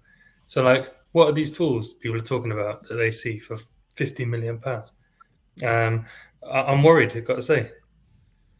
Yeah, it is a little bit worrying. I've got a question that Patty Hartnett put in the chat almost an hour ago. So real quick, if you're still rocking out with us, we're almost on an hour and a half. Do the free thing. Support this channel by hitting a like and a subscribe. Share this video with your mother, your brother, your cousin, your sister, your auntie, your uncle, all those beautiful folks that you love. They want to be a part of United Spurs of America. But I'm going to ask this question. I'm going to start with Jose because I have not heard from Jose in a little bit. Should I leave? Oh, it's actually a football question. Oh, okay. No, he's seriously Patty. I'm assuming he's giving me more shit. It's a genuine question. It says, question for the panel. Are you happier as a Spurs fan than you were for the past 4 years? And do you see progress? And Jose, I'll start with you. Yes, yes, yes, and yes. For the last 4 years, I've watched matches behind my sofa, covering my eyes, shaking with sweat and swearing profusely with the dross that we were playing, and I was absolutely shitting myself every time we had a match. And just coming, and since the summer, my outlook on football has completely changed and has gone akin to what made me first start supporting Tottenham, where we did things playing football the right way and we brought excitement. And that, and it's still in progress. It's still a project. We're still in progress doing this. But yeah, we've definitely improved, and I have seen the progress in this short space of time. Well, fair. I agree. Bobby, what about you? Do you see progress? Are you happier now than you've been in the last 4 years with what we could be doing? Let me answer this way, Jacob. I've been a fan since '92, since I was 16 years old. And I can tell you the most miserable I've been was the last 4 or 5 years after Poch. That era that we went through, that dark cloud. That's why, honestly, that's why I'm still a deluded happy clapper right now, Jacob, because I'm just absolutely blown away with the transition that we've made in 6 months, in terms not just on the pitch, but the morale in the entire club, the morale in the fan base, the uplift that we will have now. The like Jose already said, the fact that we want to watch a game. Like Ash said, I just want to see entertaining, good football that's being brought to us. If we get results on top of that, bonus right now, considering where we are. We lost our captain. We lost our best player. We lost our managers. We were, just completely falling apart. We've got a lot of stale wood. We've cleared out a lot of big chunks of that stale wood. Sent out players on loan, sold them flat out. We're the right steps have been made. I think, honestly, because we're so excited with the way the first 10 games went, that we thought we really, really had something going here, and not maybe going to see that is a reality check, when in reality we should be happy with anything above 8th. And I'm pumped right now, man. I'm super happy. Nobody's going to knock me. You could call me deluded all you want. I don't care. I'm in first class. I'm up there. I'm sitting there with my buddy Jim from Just a Girl. My man Kuva shoving coal in that train. The league is on, baby. All our chips are all our eggs thrown into that basket. Come on, City. We're coming for you now. You can have the FA Cup. There we go. Talk to me nicely. I love that, Bobby. Talk to me nicely. Callum, same question for you. Do you see progress? Are you happy with where we're at? Do you see the hope? Look, obviously, like compared to what's the last 4 years, I suppose we're looking at the end of the Pochettino era, everything falling apart, Mourinho, all that nonsense. So, of course, like from the beginning of the season, it's night and day. So, yeah, I'm happy. I've been supporting Spurs since I was 7 years old, like 1986. I remember that cup final. I remember watching Chris Waddle at White Hart Lane, Hoddle. So I've seen the good, I've seen the bad. We're moving definitely in the right direction. I mean, if you just compare last season, we might have got some results against City where they couldn't score at our ground, but we had Eric Dyer in defence. We had look at us now. We've got Romero, Van de Ven. We've got Dragusin as backup. We've got Madison coming in. So like things are moving. It's just just shame we couldn't match up today. The wheels of revolution don't always spin as fast as maybe we want or intend, but lest we delve in the fact that we're not moving fast enough, I would rather appreciate the fact the wheels are fucking moving, and they are moving. That is something that we can't take stock in. You're getting all poetic and shit, man. You go on, son. Carry on. To be or not to be, Donovan? That is the question. He's been watching Churchill. Winston Churchill. He's been. I know I've missed a couple of shows because YouTube's not giving me notifications. But Jacob, woohoo! Huh? Yeah, talk to me nicely. After a loss, I'm so reflective. You know what I mean? I'm very introspective after a loss, especially after one where we look so toothless. But Donovan, are you feeling hope and progress? Are you seeing the wheels of a revolution beginning to turn? Or where are we just firing duds? I saw Scott M. Big up Scott M. in the house. Probably the least Captain Happy. Yeah, I was going to say the least Spurs happy Canadian, I would say. He's the most upset Canadian that I know. Positivity, man. He makes me sick sometimes. He's so deluded. Happy clapping nonsense gets to me all the time, bro. And I'm a happy clapper. It's good. It's good. Like if we're going the right way, we've seen the back of Dyer. I saw the back of, Lloris after that 7-1. After that 7-1. Well, we're not that lucky yet, Bobby. We're giving it a little bit. Then we'll send McBurger out to Tunisia or something, wherever he needs to go. On days like today, it's tough. It's a tough pill to swallow, but I've seen some beautiful football. I got a manager that I can actually back now. And what is it? 8 points off the top, and we still have to play everyone above us. So I mean, it's in our hands. This is a long time ago, but we go back to SAR, right? Having SAR on our team and then Bissouma. We get some more action, more options in competition. We still got another week left of the transfer window, plus next summer. So yeah, there's progression. The fact that we're the richest team in England, we're the richest team in London. London, yeah. Yeah. Yeah, and we're not constricted by any sort of financial fair play. And I know that the fans are split between Levy in and Levy out. I'm not going to say any kind of purple or gold or anything, but if you believe what that guy had to say in that preseason kind of huddle he did, and he's like, hey, I'm changing my ways and I'm going to invest in the team. You know? 23 years. I'm right up there too. So it's like you got to look at it. You got to look at it glass half full, because otherwise you're just gonna lose yourself in the Spurs madness. You know. Fair enough. This is where I come in with the 23 years. What do Tottenham do when we're not in the Champions League? We spend a ton of money to get us back into the Champions League. And the moment we get top 4, we take our foot off the gas and don't buy a single player for 2 years. This is what happened to Pochettino. And then, what happened? Oh, we're not in the Champions League again. We're going to spend loads of money again because we're not in the Champions League. Get back into the Champions League. And then not spend any money and buy terrible players. And then we fall out of the Champions League. It's 23 years of repeating the cycle. It's 23 years and nobody can argue with me because it's happened. You can't argue with me because that is what Tottenham do. We spend loads of money. We back a manager for a season to get them back in the Champions League, and we take our foot off the gas. It's different this time though, because we have a go-kart track. It happens every single time. So that is, as the ultimate pessimist, I apologise. I am the ultimate pessimist, but that's because I'm a match-going fan that's been going for my entire life. This is the only ownership I've ever seen, apart from maybe the last couple of years of Sugar when I was 4. But I can't remember what I had for dinner yesterday, let alone when I was 4. But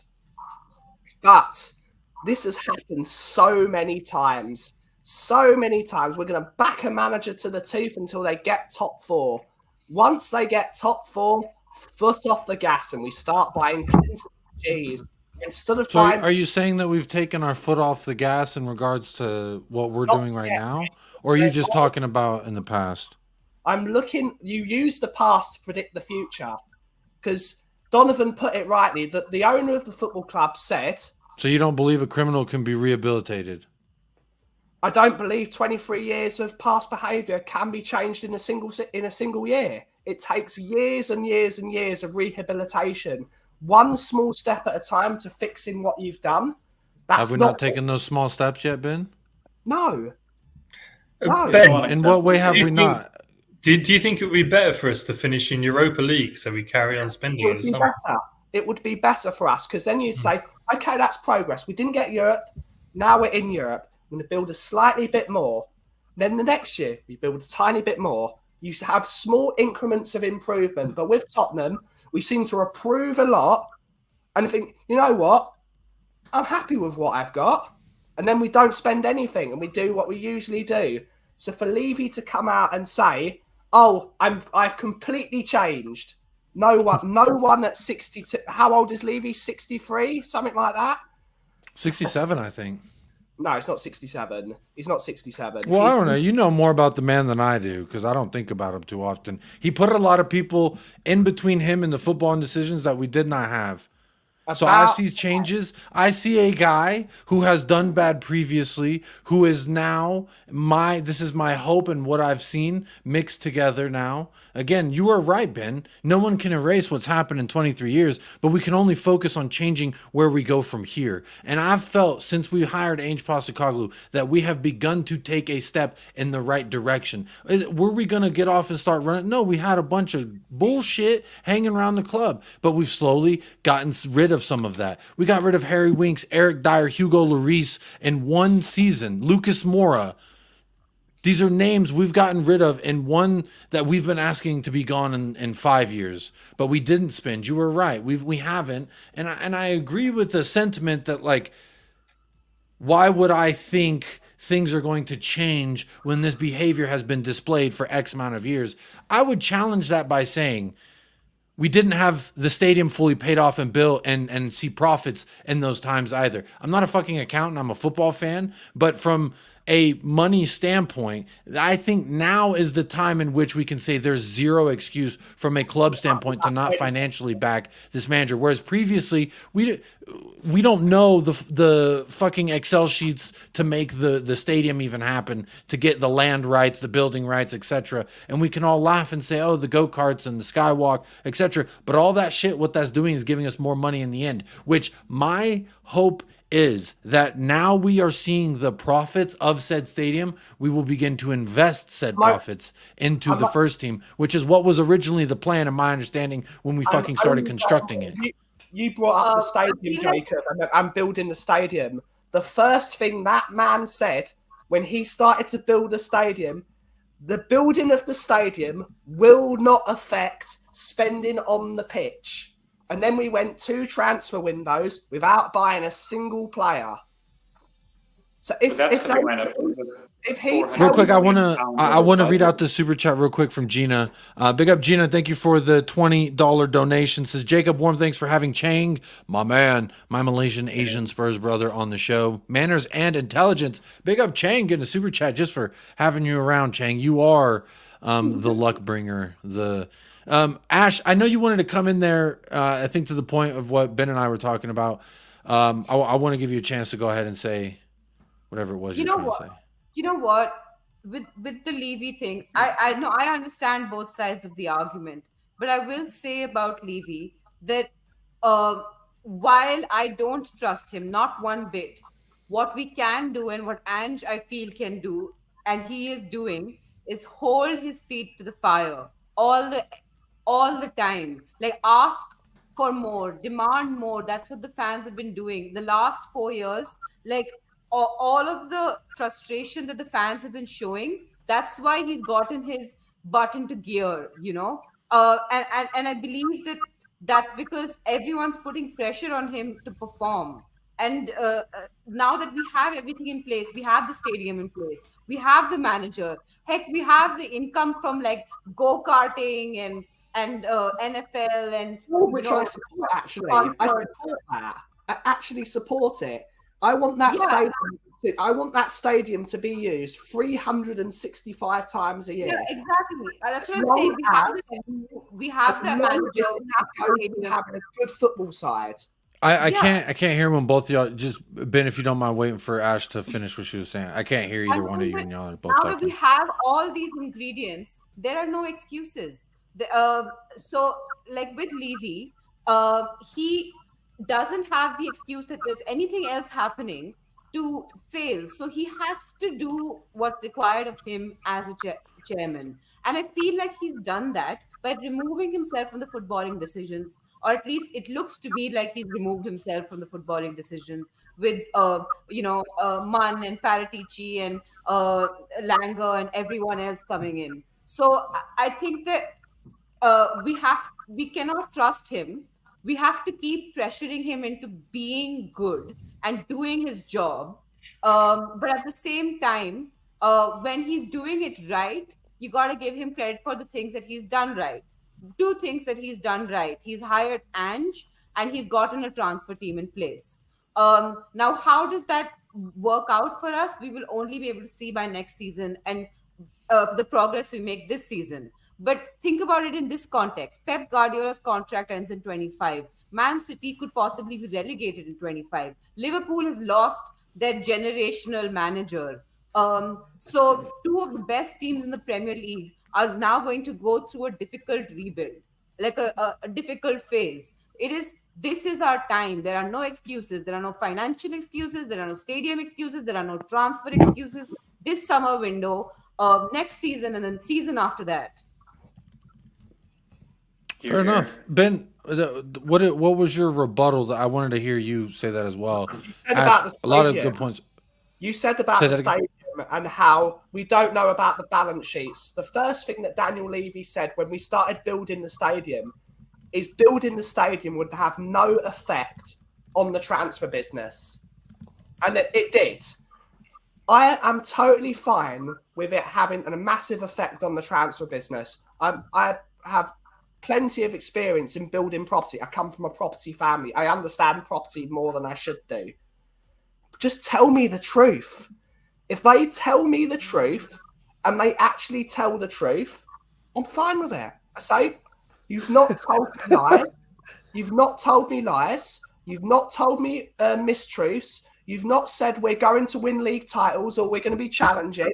And then instead of buying Bruno Fernandes, you buy Gedson Fernandes, or you don't spend, you try and offer 2.5 million and Josh Onoma for Jack Grealish, who then goes for £100 million the next year. Just do little steps of trust. Be totally transparent in how you run a football club. And every single Tottenham fan that sits on my side of the fence will agree with him, because they say, right, we might not get what he's doing, but at least he's told us what he's doing. He's constantly shotgunned down our throat for the last 15 years. We're going to be challenging for titles. We're going to be, the glory days are back. We're going to be playing the best football on the planet. Then the first thing he does is signs Nuno Espirito Santo, one of the most negative football managers you've ever seen. Or Jose Mourinho, another one of the most negative football managers you've ever seen. Or Antonio Conte, who puts 10 men behind the ball. Finally, we've started seeing some good football. But they keep on saying we're bringing back the Tottenham way. I don't know what the Tottenham way is. I don't know if any of you can tell me what the Tottenham way is, because we've only played good football under 2 managers since I've been alive. Possibly 3 with Martin Jol. The majority of the managers we've had have been utter dross. Jacques Santini, the manager that invented park the bus football. Sacking a manager that won us a trophy before a cup semi-final to bring in God and then sack him a year later. I just want us to have a Ben, I sympathize with you. I just have a hard time I'm constantly going old enough to see Keith Birkinshaw. We played good football under Keith Birkinshaw. I wasn't alive. I wasn't alive. No, I was. No, I said I was, Ben. I said I was. I'm lucky enough that I was, is what I'm saying. I think that there's a more broad question in the sense of like, what is the Tottenham way? I mean, that's a discussion to be had, but I just have a hard time like looking at where we're at now and being like bitching about what happened with Jose, bro. What happened with Jose's done and gone, bro. I've in the amount of 4 years in just my life, I've had so many things change, and so. To believe that a club and an ethos and a philosophy around a club can't do the same thing, bro, 4 years is a long time. And that's how far we are removed from a lot of those very, very poor decisions. But I don't think that it's really fair to amalgamate all these things and say, well, this is why under Ange Postecoglou it won't work. Because I love the manager. I absolutely adore him. You have to have some kind of sustained success. You need a manager to start and finish a season at the same fucking club. We haven't had that since Pochettino. I would like to have a manager we believe in, we support, and everyone gets behind, financially speaking, from a club aspect, and then we see that out for what it is. We accept these punches and growing pains. I never thought that it was gonna be easy. I just knew it would be the right thing. Is what? There's some kind of fucking quote like that out there. You're full of quotes today, man. What's that, Donovan? You're full of quotes today, man. You're getting everyone pumped up, man. I love it. Well, after a loss when you're fucking kicked out of another competition where you could argue was one of 2 legitimate chances we could have tried to put a run together. We didn't put a run together in fucking either. We started walking and won, and then we fell. And to me, that's just not good enough. But I caveat it by saying, if we do that again next year, I'm going to be fucking pissed. I'm going to be like Ben. I'm going to be saying we have to change, because by then we've had 3 windows with Ainge where we can say, look, I know what has happened in the past, but this is what Ainge is showing me now with the players that he has. If we get another window, we finish, and in the summer we can get rid of some more of the dead wheels on this cart that we're driving, then we might be able to run. And there was a comment that I saw fly by earlier, which big up everybody in the chat, still over 130 across all 3 platforms. Do hit the like and subscribe. It is free. But I just think that, or the comment said, the wheels are moving. We're just not going anywhere. It's a lot of smoke, but we're not fucking moving. We're standing still. And I like that. It's just a moment of we have to get that e-brake off and then we'll go. So for me, Ainge, I'm not going to say that like this is some kind of systematic failure. And I'm not saying you said this, Ben. I'm kind of taking what you've said and what I've heard over the last 4 years and continue to hear. It's just I have trouble being like so upset about what has happened, bro. I've had relationships last a lot less longer than that, and a multitude of them in quicker succession that I had to get over quicker. So for me, there's no time to cry about the boo-boos in the past. We've healed. The scab is gone. It's time to breathe and trust that we're going to do something again. For me, again, I'm not telling anyone out there like, oh, this is how you have to feel. I always tell people like, you're allowed to feel however you want to feel. And in Ben's opinion, I see him correct. In his view standpoint of things, he's correct. But in my view standpoint of things, I think I'm correct too. And we can all view and like want things differently and then reflect on the past differently in regards to how we see the future going. So that's why I just have trouble being like, well, he got this wrong, and this wrong. Yeah, man, we all, get shit wrong, but things are different now. And the only hope is that we continue to take these little baby steps. That's all I asked for when we hired Ainge Postecoglou. In the summer, my energy was, it's okay if we don't get top 4. It's okay if we don't win a trophy. We are starting to build, not rebuild, starting to build something. And the way you do that is gut out the mold, gut out the dead wood, and start putting in pieces that can fucking sustain a household. So to me, I think we have started to do the baby steps. But it is now on the ownership to significantly do more than we've done in the past and support this manager, get in who he wants. And at that point, I'll take a step back and say, look, Ainge, now you've got who you want. You've got what is supposed to make your thing run. And if it's not running, then at that point, that's for me. What I do want to, we're almost creeping up on 2 hours. And I know. With the Levy talk, by the way, we shouldn't have had that. But what did you say? You got to reflect on the ownership after a loss like that. With that, but we shouldn't. It's no, but I mean, I think it's still like I feel like they kind of almost go hand in hand at this point.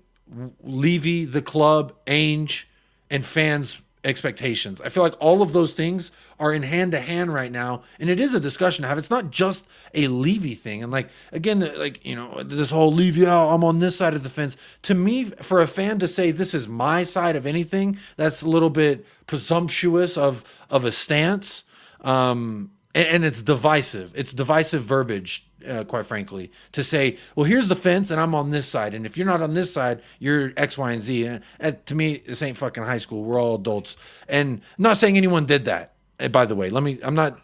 Ben is just the counter argument to the way a lot of people see things. And honestly, Ben, like I said, your feelings about Levy are not wrong. Your facts that you say are not wrong. Those are facts, not opinions. What has happened in 23 years is written history, is factual documentation. But what goes on in the future is not. And so for us to take this and say, well, since this page was like this page and this page was like that, that means for sure the last few pages of that chapter are going to be the same. I don't like to read books that way, my personal opinion. But big up Chang. He's on the panel and he super chats.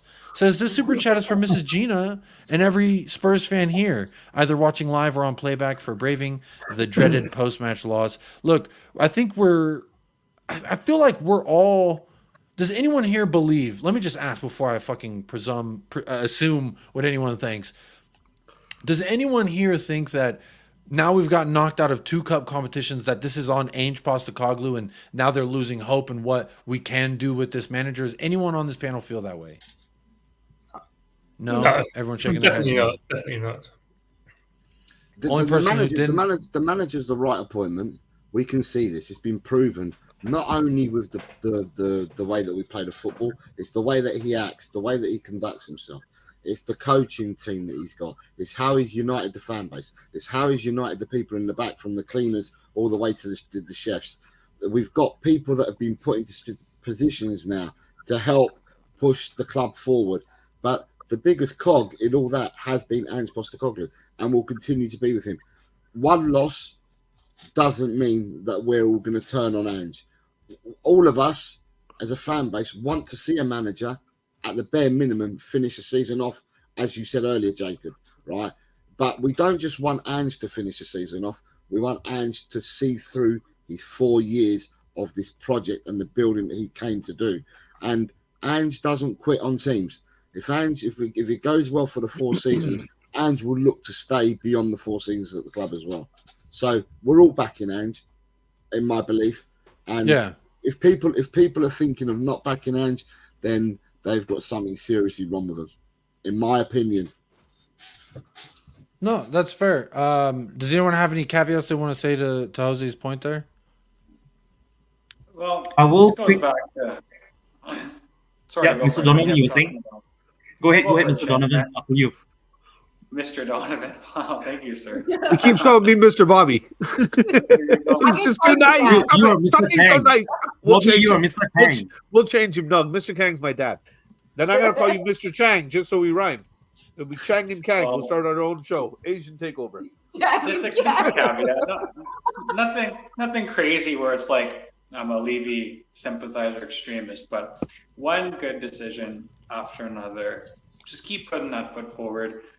Old leaderships and old recruitment teams wouldn't have gotten Dragusin over the line. Okay, we would have fumbled it. He would have went off to Bayern. We're bigger than Bayern. 5 million. We've gotten our targets in. Donovan, say it. I need to hear you say it, Donovan. Just say those 3 little words. Bigger than Bayern. Oh yeah, I thought you were gonna say bottle job Bayern, but I mean same thing. Like that. No, but it is. We got the right guy in charge, and we got the right recruitment team, and we're a brand now. Like Tottenham Hotspur are a relevant household brand. Like, we're no longer the maybe cup team that was at White Hart Lane down the road. We're global cemented fiscal powerhouse. So yeah, I really hope it doesn't go the way Kaufman's saying, let's just get us in the top 4 and then we'll stop spending. So like Ash alluded to, let's just give the guy a little bit of rein. Let's like you got that bad dog that you got to walk him across the block, and you just give him a little bit, because if you give him too much, he's going to run away. Just one transfer window at a time. We'll see how this goes. But I'm definitely with you, Jacob. If it's this time next year and we're knocked out of both cups and we're sitting here on our ass again, then there's questions to be asked. I'm gonna be a lot less fucking patient about this whole what we doing. I'm not gonna. If we can't get past the first round of one and the second round of the other, I'm gonna be an angry Jacob. So I agree with you there, Donovan. Chang, there was something you were gonna come in with, and then I want to start getting some final thoughts and final outlooks from everybody before we say goodnight. There was one thing actually I wanted to bring up earlier with regards to Brennan Johnson and his performance tonight. I mean, it's easy for us to scapegoat and pinpoint particular players right now after such a damning loss. And I was about to blurt out that given Brennan Johnson's ineffectiveness and how we've been recruiting players of late with regards to our forward players in the wide positions, I was about to suggest that maybe we could return Brian Hill back to Sevilla and maybe just even bring Eric Lamela back, if that even helps to a certain extent with our going forward in matches. But looking back at how Paratici in particular has been rebuilding the team, how we've been shipping out Deadwood, the likes of Jet Spence, hopefully we've seen the last of Ndombele, Eric Dyer as well, maybe even Tanganga too in the near future. I will certainly give Big Ange time to reshape and mold the team in his image, the way he wants to play his Ange ball. It's now down to us fans to just tough it up with him. Levy has a lot to answer for. Don't get me wrong, Mr. Kaufman. And I'm sure if Brian Daigle was on this show as well, he would have a lot to say about the loss tonight. But let's just give Big Ange time for him to implement his Ange ball. Let's just get behind the players that we have, because in all honesty, if Brennan Johnson is Big Ange's choice on the wing, so is Timo Werner as well. let's just see. No, where this Timo goes. Werner wasn't his choice. He said that Timo Werner was presented to him by Johan Lange and that he accepted it. So technically, he said okay, but he didn't say that's my guy. He came out and kind of made that statement of like, yeah, Timo Werner was something that Johan Lange and his assistant Anderson or Henderson, I don't remember what his fucking name was, but Johan Lange and him were like, hey, we could get you this guy, 6-month loan, Timo Werner. He said, yeah, sure. It's a statistical signing. It's a statistical signing. I think we just needed a fucking warm body on the left while Sonny's gone, in my opinion. But Chang, go ahead and finish your point. I didn't mean to cut you off there. It's okay. It's fine. So I was about to wrap up saying that, you know, at this point, I'd rather return Brian Hill and get Eric Lamela back. Maybe in hindsight, Brennan Johnson should have been a loan signing all this while rather than a permanent. But let's see where this goes. Let's just fully trust Big Ange and see what he has in store for us. I really am looking forward to the midweek game on the 31st of January at home. I believe it's Bournemouth, is it? Are we playing Bournemouth at home? There is a midweek game on the 31st of January at home. Get behind the players and Brentford. Okay. Yeah. Okay, so it's Brentford on the 31st. Yeah, on Wednesday. Yeah, we got Brentford, them damn Brentford bumblebees. Let's not get this one loss down. Let's not let this ruin our weekend. We'll just hold our heads high. We'll march on and come on, you Spurs. Get in there, Chang. Talking to me nicely on a Friday night. I'm loving Love that. He puts it on the fucking chest, man. Real quick, big up Patty Hartnett. Patty Hartnett got a super chat here. Says, jokes aside, we're all Spurs fans and we all want the best. Be it in or out, we all have a common goal. P.S. Benny is a legend and Bobby is a beautiful American tool. Well, if it's like any other American tool, it doesn't work. But I know Bobby works. I know that for a fact. He puts food on the kids' table. Which, speaking at of, least twice. at least twice a day, which is the bare minimum, I think. They say 3 meals a day, but technically you can escape with just the one.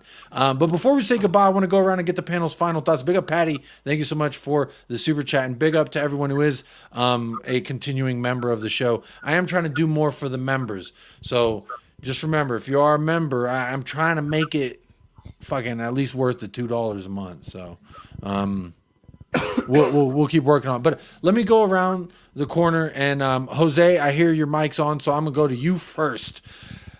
What are your final thoughts, takeaways from this game? Do you have anything looking forward? You know, at the end of the day, we saw it for what it was. We had one shot on goal in the whole of the 90 minutes.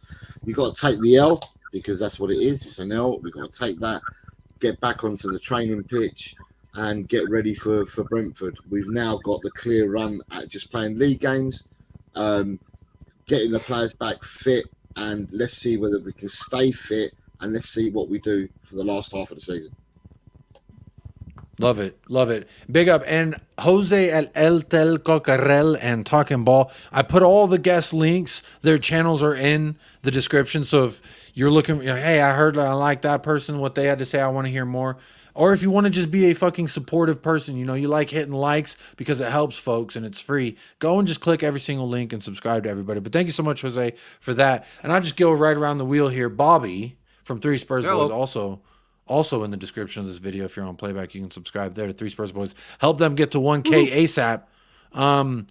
Bobby, what are your final thoughts, takeaways from this match and looking forward?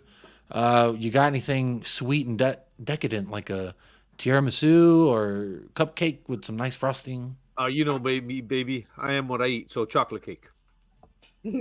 Oh, keep it brown, baby. Keep it brown. Everybody likes chocolate. Everybody likes chocolate. Takeaways from the game. We were outplayed by I am a chocolate what is fan. arguably one of the best football teams in the world right now. With one of the best managers in the world. He came in, they executed their game plan perfectly. They cut off all our passing channels. They completely compressed our ability to move the ball forward properly and get it up to our forwards and get anything done. We were completely ineffective. Jose already said it. One shot on net. That just tells you, as a team, we completely failed. All we can do is move forward. I personally am happier that it's easier to stomach a loss to City than it is to Sheffield or Fulham or, you know, what happened in the Carling Cup kind of thing. So this one's a little bit easier to take. Doesn't make it better. The sad reality is I think this kind of gives us no more in January. If people think other players are going to come in, there's no reason for it now. I think the board's just going to, knowing the board, who we have, I think they're just going to ride it out and say, we got to look at how well we did the first 10 games of the season. All of those players are coming back for you now and everything. We're going to get back on the same track. So everyone's predicting us to get top 4 again. Yeah, now everyone's talking nicely to us, like we are for sure shoo-in for top 4. Levy, like Ben already said, Levy spends to the point where he gets all of us back into this deluded happy train, and then shows us the true colors again. I hope they're all wrong though. I hope for once my delusions are finally realized and I can celebrate something. But that being said, before I think there's going to be at least one more deal. I agree with Patty. I hope so. But I just want to say this. I just got a message from Scott M here just saying, don't worry, Bobby. Keep your head up. We are going to win the league this year. Don't be too gutted about the FA Cup. Van de Ven is the greatest player I've ever seen. Have some faith. I think Levy's going to get it right finally. Don't criticize the board too much, buddy. I know you don't like the way they do things, but I have faith in them. You know what, Scott M? That's why I call the guy Captain Positivity. It's stuff like that. Big up Scott M for all the fucking positive words. Always positive, he's really, man. These fireworks are for Scott. Much.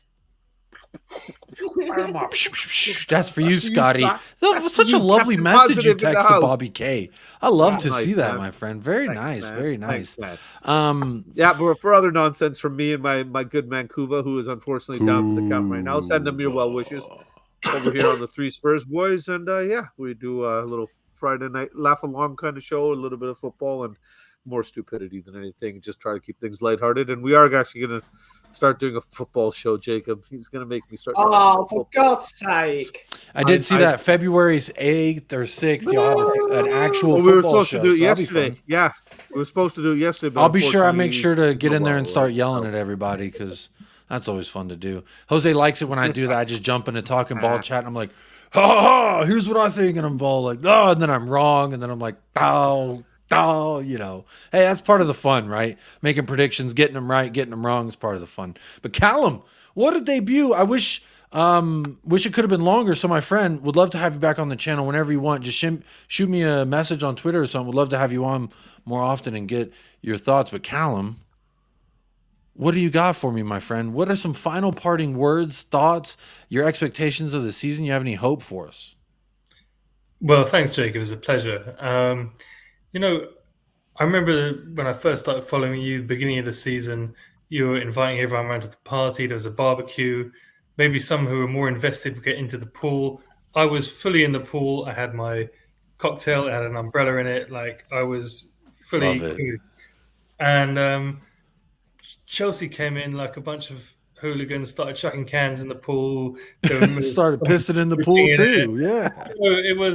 So we had to deal with that. And, I think we've ejected them, and we're going to get the party back on track.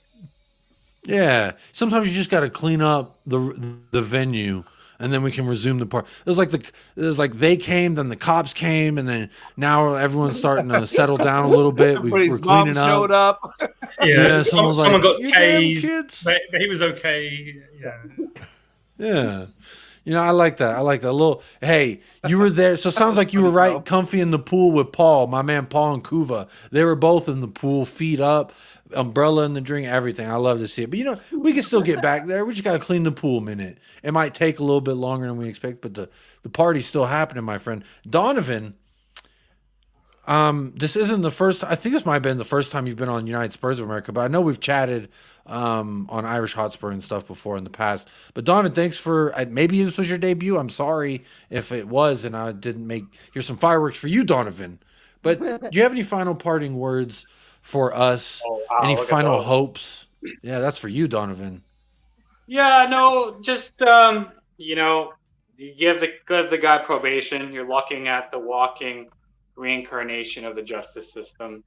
You start off on the wrong path, you may end up going in the right direction. So don't give up too early. It's always darkest before the dawn. I think Sweden has I think it's Sweden, Donovan, with the highest like if you get incarcerated, you never get incarcerated again. Whatever the number is on that, they have the highest of that. So we need to treat this like a Swedish prison system, not American, because American is all built on return customers, much like the doctor's office here in America. But that's besides the point. Carry on. Well, good thing we got a ginger from Sweden then, hey? Hey, so, yay, I like that. Couple quick points. Vicaria was fouled. I got a screenshot to prove it. Brennan Johnson's going to be the next Gareth Bale.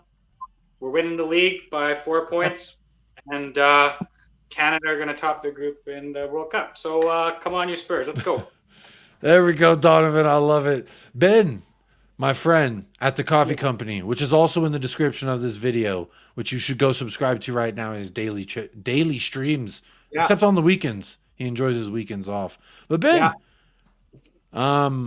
what you got for me? Final thoughts, predictions, feelings going forward, whatever you want to talk about.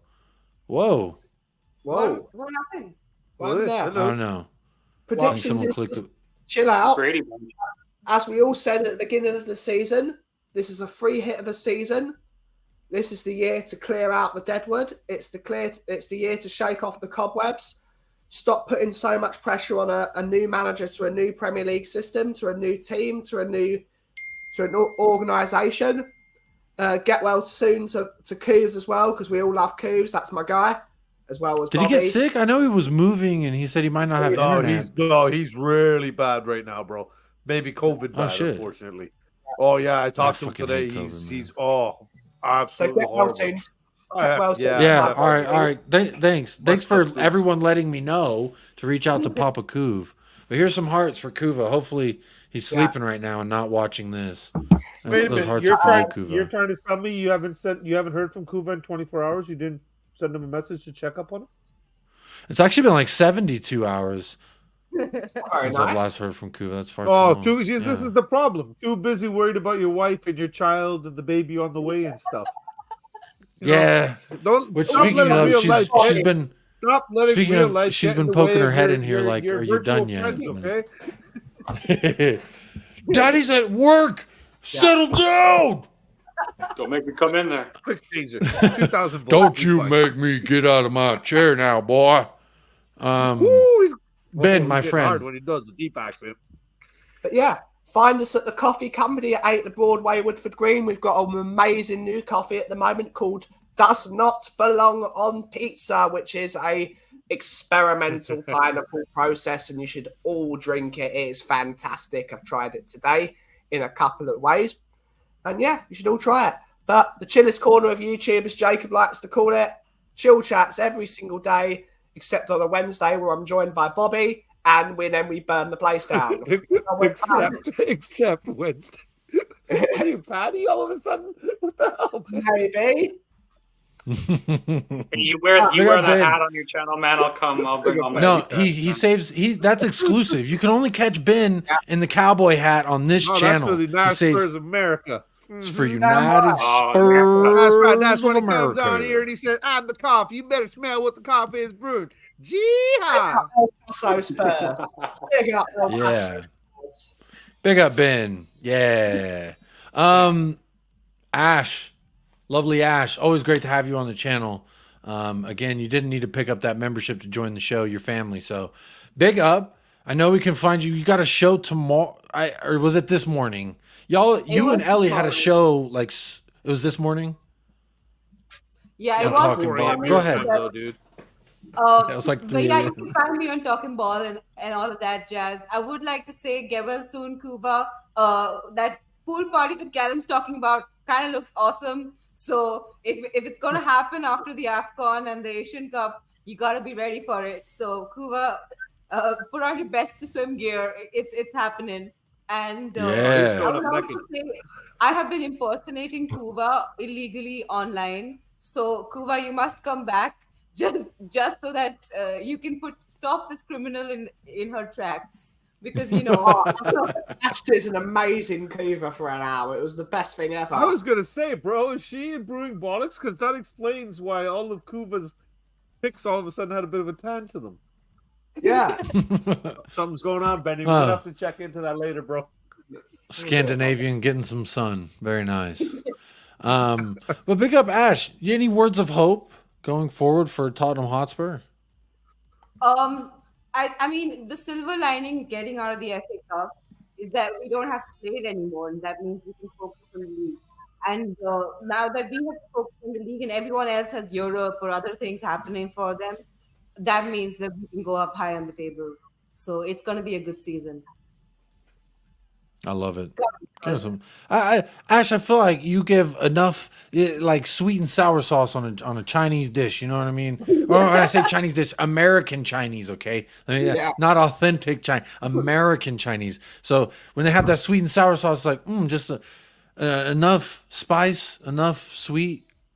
Very nice, very tasty. The Chang, my man, the man with the plan. Talk to me nicely. Are you making any surprise appearances on Talking Ball anytime soon? Scheduled appearances, anything like that? Any hope for Tottenham looking outward?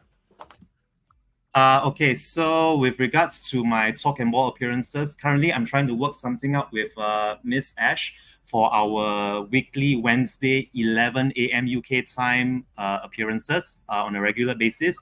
For this coming Wednesday on January 31st, we would like to do a pre-match build up to the Brentford home game. Although I might have to do a little rescheduling with Miss Ash over here, because there is a friendly, a Malaysian Masters friendly, which I have to deputize in goal for just before the match. But hopefully I can squeeze my show in with Ash before that friendly and also before the kickoff.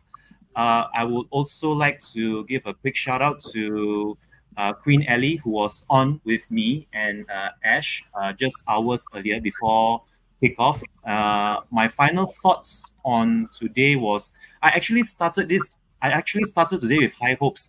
I distinctively remember watching Senor Garcia, Mr. Kaufman, and also Ian Meth with the Resonator on Tottenham on Tour before I did my show with Ash and Queen Ellie, and everyone was very upbeat. And even now, after the game's all done and dusted, and we are trying to move on from this one quite it's a damaging loss. Make no mistake about it. But I mean, we still move on. That's how life works. And I was also reminded of the last time we actually won a trophy. If you remember the. Well, Joe Leone's here. He'll always remind us. Joe Leone, that Arsenal fan, he'll give us the fucking minutes and seconds since we last lifted that Carling Cup. Don't you worry. No, because I think he's gone to bed though. It's after 8 o'clock now. I haven't seen him in the chat in a while. Oh yeah, his mama must have put him to bed.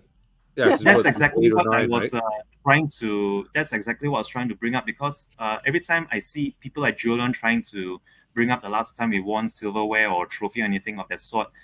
If you cast your mind back to that one very, very dark time under Juan de Ramos, where it was just 2 points. If I remember correctly, it's 2 points from 7 games before he was sacked. That was. If you compare that with what we have now under Big Ange, I would say just trust in Big Ange, trust in the project. Of course, this sounds very cliche coming from me, who's never been to N17, never been to Britain, or maybe even out of Asia for what I know for the rest of my life. But as a Spurs fan, that doesn't make you any less of a fan, man. Thank you very much. Thank you very much for that. But what I just want to say is, I mean, we as fans, we can only hope for the best. We just get behind whatever players, whatever staff, whatever management the club has for us. We hope for better things, and here's to better things for the end of the season and onwards and upwards. That's all I have to say. Love that. Onwards and upwards every single time. Chang, nice one, Chang. Such a blessing. Every time you're here in person, what a blessing. I do want to set up a I want to connect with you, Chang, and get you on a show, not just a members show. Want to just have a show with you, my friend. So big up Chang every single time. Always blessing the chat with his love, his words, and I appreciate you always spreading the generosity. Before we get on out of here, I'll give you my final words and thoughts. But before I do that, let me make sure I say thank you to those of you who I'm going to say sponsored the show tonight, because I did a lot of cursing, which is probably going to take away the ad money. But fuck it. Who gives a damn? I don't, because y'all are blessing me tonight. Ash P, hit us with the membership. Big up, Ash P. RX Beat. This episode was most certainly sponsored by RX Beats. Hit us with 1, 2, 3, 4, 5, 6 super chats from RX Beats. Where is that? Sorry, Jacob. Czar. What is that? I'm just curious. Zimbabwe? I don't know. Just curious. Just wondering. Big up RX Beats, wherever currency this is. I'm not sure. I'm sure someone. South African. South African. Thank you guys, because I was just about to Google it too, but of course, straight to Pornhub as always. But never mind. Well, actually, RX Beats had 8 super chats. So big up RX Beats every time. This episode was definitely sponsored by RX Beats tonight. So I do appreciate that. It was also sponsored in part by Patty Hartnett for 1, 2 super chats from Patty. Big up Patty, and they were all loving on Bobby as always. 50% credit for those. Yeah. One was directed fully towards me. The other one is a partial dig at me. So yeah, I'm on one. They even each other out, I would say. And big up Gina as well, sponsoring the channel tonight with her $20 donation. Big up Gina Hunt. Always great to have you in the chat, my friend. Just bigging up Chang. Chang, you are the sweet that attracts the flies and the ants. You are the sweet that attracts the bumblebees as well. So you are the pollen that helps fertilize the gardens. And before I keep going on any further, big up Gina. Thank you so much for spreading the love. And then Chang again, unnecessarily but much appreciatedly, sitting in a super chat. Doing my part. Just doing my part. You being here is doing your Spurs part, Squad. man. You're off. Chewy is here. He's been here the entire show. Chewy, get up and do a little spin for the people. Chewy, get up and do a little spin for the people. Oh. Ladies and gentlemen, at this very point, Chewbacca awoke in the dark marshes. Well, I woke him up. Now he's like, "Are we getting out of here?" Because normally I only tap him. Spot the bull story. Sorry, you've missed. Jacoby and Chewy are very prominent over on Spot the Bull here, buddy. Which, speaking of Spot the Bull, you can find at 3 Spurs Boys in the description of this video. You can get more Kuva there. And big up Ellie with Just a Girl Loves Spurs with the 20-pound donation. Says, for your boy, Jake. Did you mean this furry boy or the one that's in the living room screaming like a wild banshee because he just woke up from a nap and he's full of energy, ready to... really, when I'm going to go out there with... Little Jacob. Yeah, that's what's going to happen is I'm going to be a jungle gym as soon as I get out there. It's just on site. He's going to say, it's time for you to flip me and swing me and throw me. And that's all. That's what I'm good for. But you know what? We all find our calling in life, and I finally found mine. So very, very thankful for you, Ellie. A supporter of the channel, really, since the channel was first conceptualized, I should say. So big up Ellie. Thank you so much for always being... She's always made me feel, even when I was just a wee lad, like I'm part of North London. So I do appreciate that from the Queen of North London herself. If she says you're in the group, then by golly, you're in the group. She's a queen for a reason, buddy. Big up, Ellie. Thank you so much for that late but great donation. Says for little Jacob. I appreciate that. It will. All this money does help me pay. Speaking of, I think I'm late. Electricity bill, internet bills, all that stuff. So thank you so much.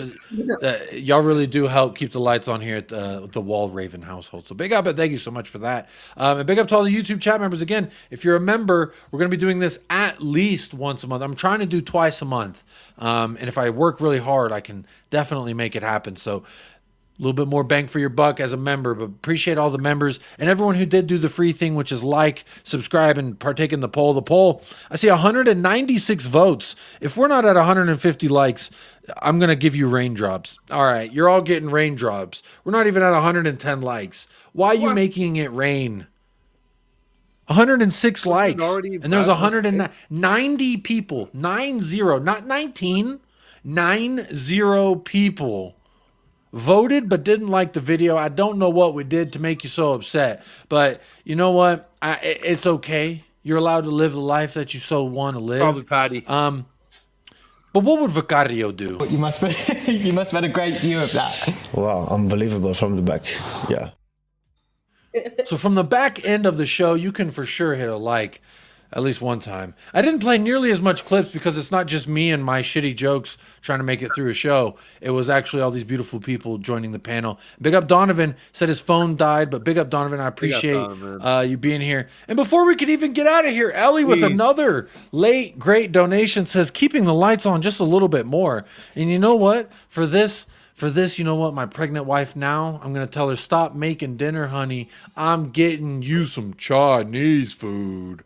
No, maybe not Chinese food. She doesn't want Chinese. Probably whatever she wants. But you know what? I'm going to tell her, get yourself something nice. Get this for my wife. Appreciate that, Ellie. Thank you so much for the 2 late great donations. Wow. Blessing this episode also brought to you by Queen Ellie of North London. I appreciate that so much. Thank you, Ellie. Again, you bless me enough throughout the weeks, but thank you so much for always being here. That shit definitely means something to me, Ellie. That's what I'm talking about. This shit means something to me, man. This shit means something to me, man. I will be back tomorrow whenever my son decides to take a nap. So keep it locked. Hit the notification bell if you want some more. And we'll talk. Who knows what the fuck we'll talk about. I'll probably try and distract myself from the reality of what just happened. But you know something else that does make me smile? I'm going to play a stupid clip, but this makes me smile. If you watch Nobbins when he was on the show, I had a nice little dance video of him. Here's him dancing on the show, by the way.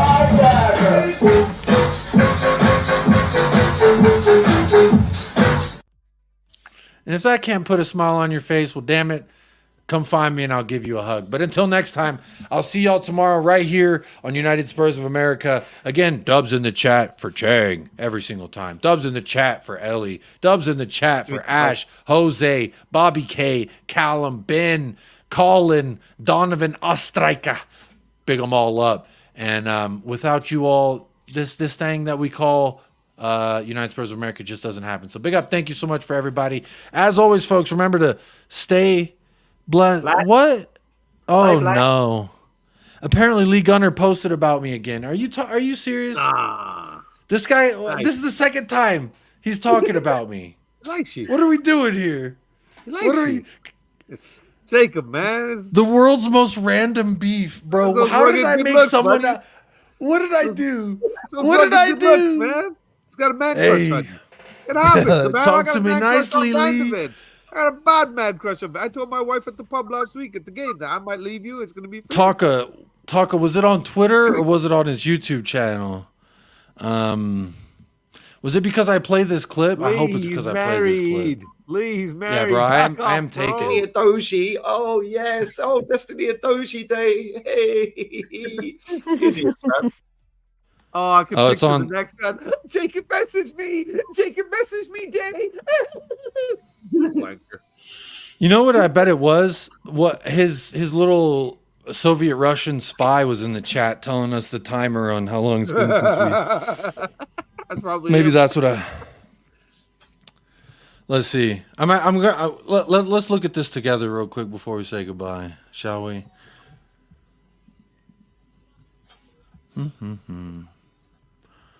Says just been sent these gems. Well, it's not just me, it's everybody. So apologies for everyone on this panel. He's talking to all of us. Oh, even me? I made the cut?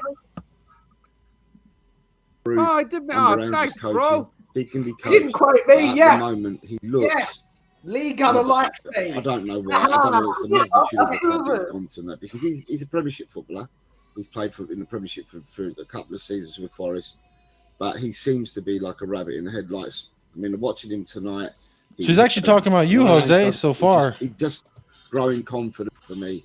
I haven't made any of them comments. It says question for the panel. Are you happier as a Spurs fan than you? I've watched, and it's still in progress. It's still a project. We're still in progress. You happier now than you've been in the last 4 years? So yeah, you've already seen this part of the show, but he's talking about us, so that's always nice. Here, real quick. I appreciate it, man. Yeah, big up. What's his name? Lee? Lee Gunner. Yeah, you might just don't Google Lee Gunner wank live stream. Just don't Google that. The first thing that came up, dude. Oh, what do you know? It's him. A guy who let some Holy other dude shit, wank on somebody- streams talking shit about me. Live Wow. on his YouTube show. It's the first Wow.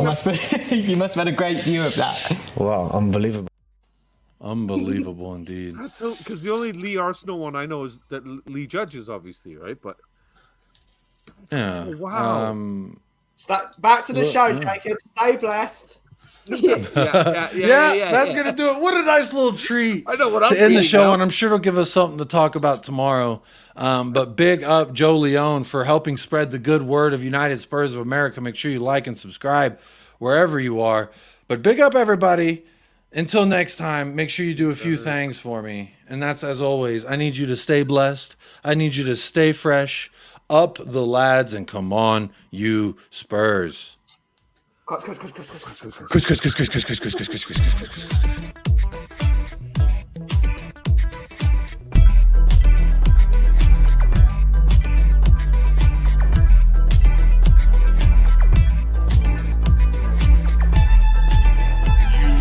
United Spurs of America with your hosts, Michael and Jacob.